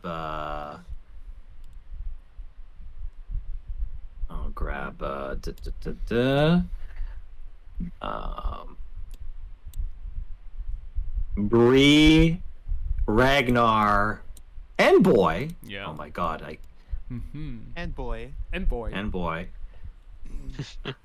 Sorry, I tried moving tokens, and apparently It's fine. I've created an army of Ragnars. Oh, Roll20 really does not. Yes. All right, I can't show you the map because it glitched out on me, but because we're close to time. You find yourself, Bree and Ragnar, at the bottom of a large cavernous area. You kind of dust yourselves off, and you realize that the hole that you hopped into is now completely full of snow. And you also come to the realization that in this dark, icy cavern, you are split from the party. Boy kind of looks up at you, Ragnar, and Bree goes, I pat him on the head. I will pull the dagger, the rope to retrieve the dagger. Yeah. And I'll just look at Brie and just says, "Well, gotta find a way out." Any? Yeah. I mean, I have ideas? dark vision. Wait, can I see what's immediately around us, DM? Just give me 1 second. You say we're at the cavern, so Yeah, is there I any think other Roll20 just way? completely crashed on me. Hold on. Okay. Oh no. You can no, just it's okay. You can just restart it. It's fine. Yeah. Yeah, I'm just bear with me for Yeah, 1 second no, as I take get your time. everything back up and running. Bearing with you. Okay, so, there we go. Because I will let you make a perception check in just a second.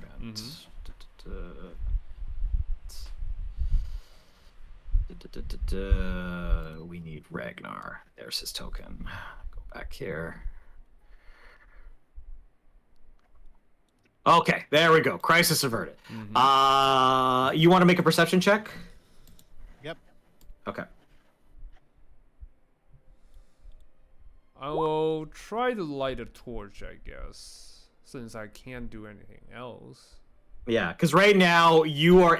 I will say this: there is Yeah. no natural light. Yeah, it's it's pitch completely black. dark at the Yeah, moment. so I'll just. So right now, the only person who can see is Bree at this Yeah. moment. I will just take out a the- torch and just light You it. don't have to worry about the torch because I can also druid craft it so that even if it's like a bit wet, it.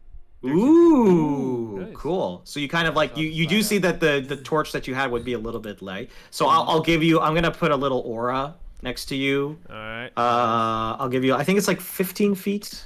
We'll say 15. Hold on. Let me just check. Okay. Torch. 5 feet. Okay. And- 20 feet radius. Oh, Torch, 20 feet. Yeah, Ooh. a torch burns for an hour, providing bright light in 20-foot radius, and dim light for additional 20. All right. Yep. As you light the torch, you have line of sight. I will reveal some more stuff to you. All right. And you rolled a perception check, Bree. Yep, 15. You take a second, and as you're kind of moving in with the torch, you hear the sounds of a very faint and quiet snarling, almost like beast-like. All right, I'll just tell Ragnar and like dog to I put like a shush, right? Alright. And I point out the snarling and like you should sneak around and see what this is. All right. Okay. I'll guide the group. I will say everybody make. I'll say Ragnar and Bree make stealth checks. All right. I can't really do stealth with torch, but you know what? I'll place the torch. Well, that's my next Yeah. question. Are you keeping the torch up? Do you want to snuff it out and you're just gonna hold my hand or something? Yeah, probably. I'll Just snuff light it out. up when we get into a fight. Yeah, I'll snuff it out. Mhm. Yeah. You can even grab onto like my belt or something. Yeah, have probably a free that. hand. I'll just Yeah. go behind you, I guess. Yeah, because I Yeah. can't see. Okay. So I'll say the torch is stuffed out for the time being. All right. I will allow Ragnar and Brie to make stealth checks. And Yes. how this Natural fucking 20. Okay, Yes. okay, because this was going to that was going to dictate how this was going to go. Nice. Um When it matters, it matters. all right. You very very quietly turn the corner. And using your stealth, you get a good view. You see all the stuff that's over here. Mm-hmm. But more importantly, you see, having kind of calmed down, 3 giant cat-like creatures. Can we adopt them?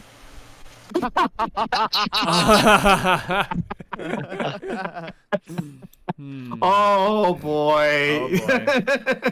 It's always like they this. have not Yeah. noticed you at the moment. So you have a very interesting decision to make here.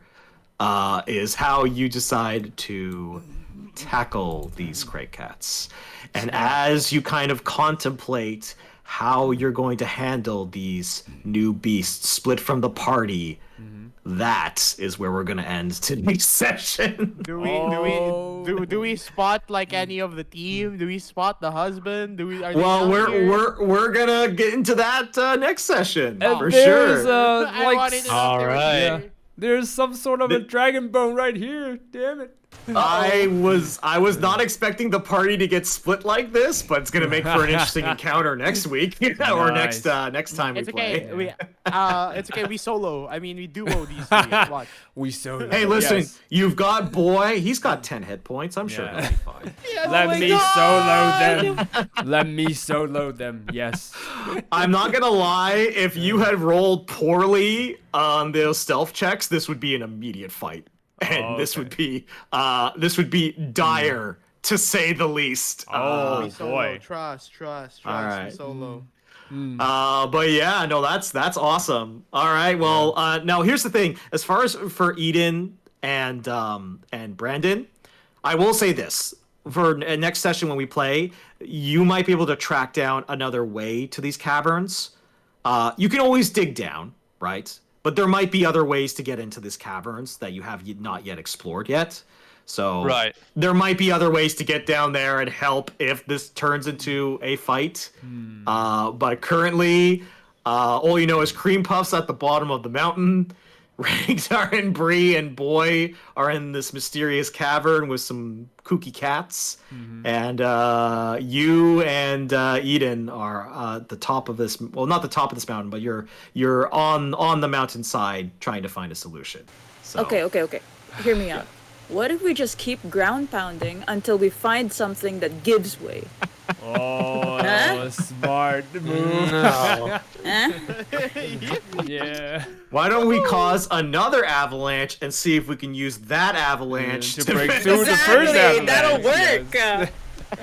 It's the perfect solution. Yes. But yeah, no. So you'll have some time to think about how you want to tackle that encounter for sure. So that was the thing, is that if you had rolled higher on that nature check, Brandon, I probably would have given you some hints at some of the stuff that would have been on the mountain, and this would have been one of them. These things are called Craig cats, and they've got Hold some on. fun. Can they understand commands? Not really. Yeah, for your spell, Yes. yes, they would be able. Yeah, they have. We'll get to that. Oh my god. Oh my god. We're gonna Happy come trap, back you with come back. 3 cats. Yes. You have 2 charisma casters with the cat. Yes.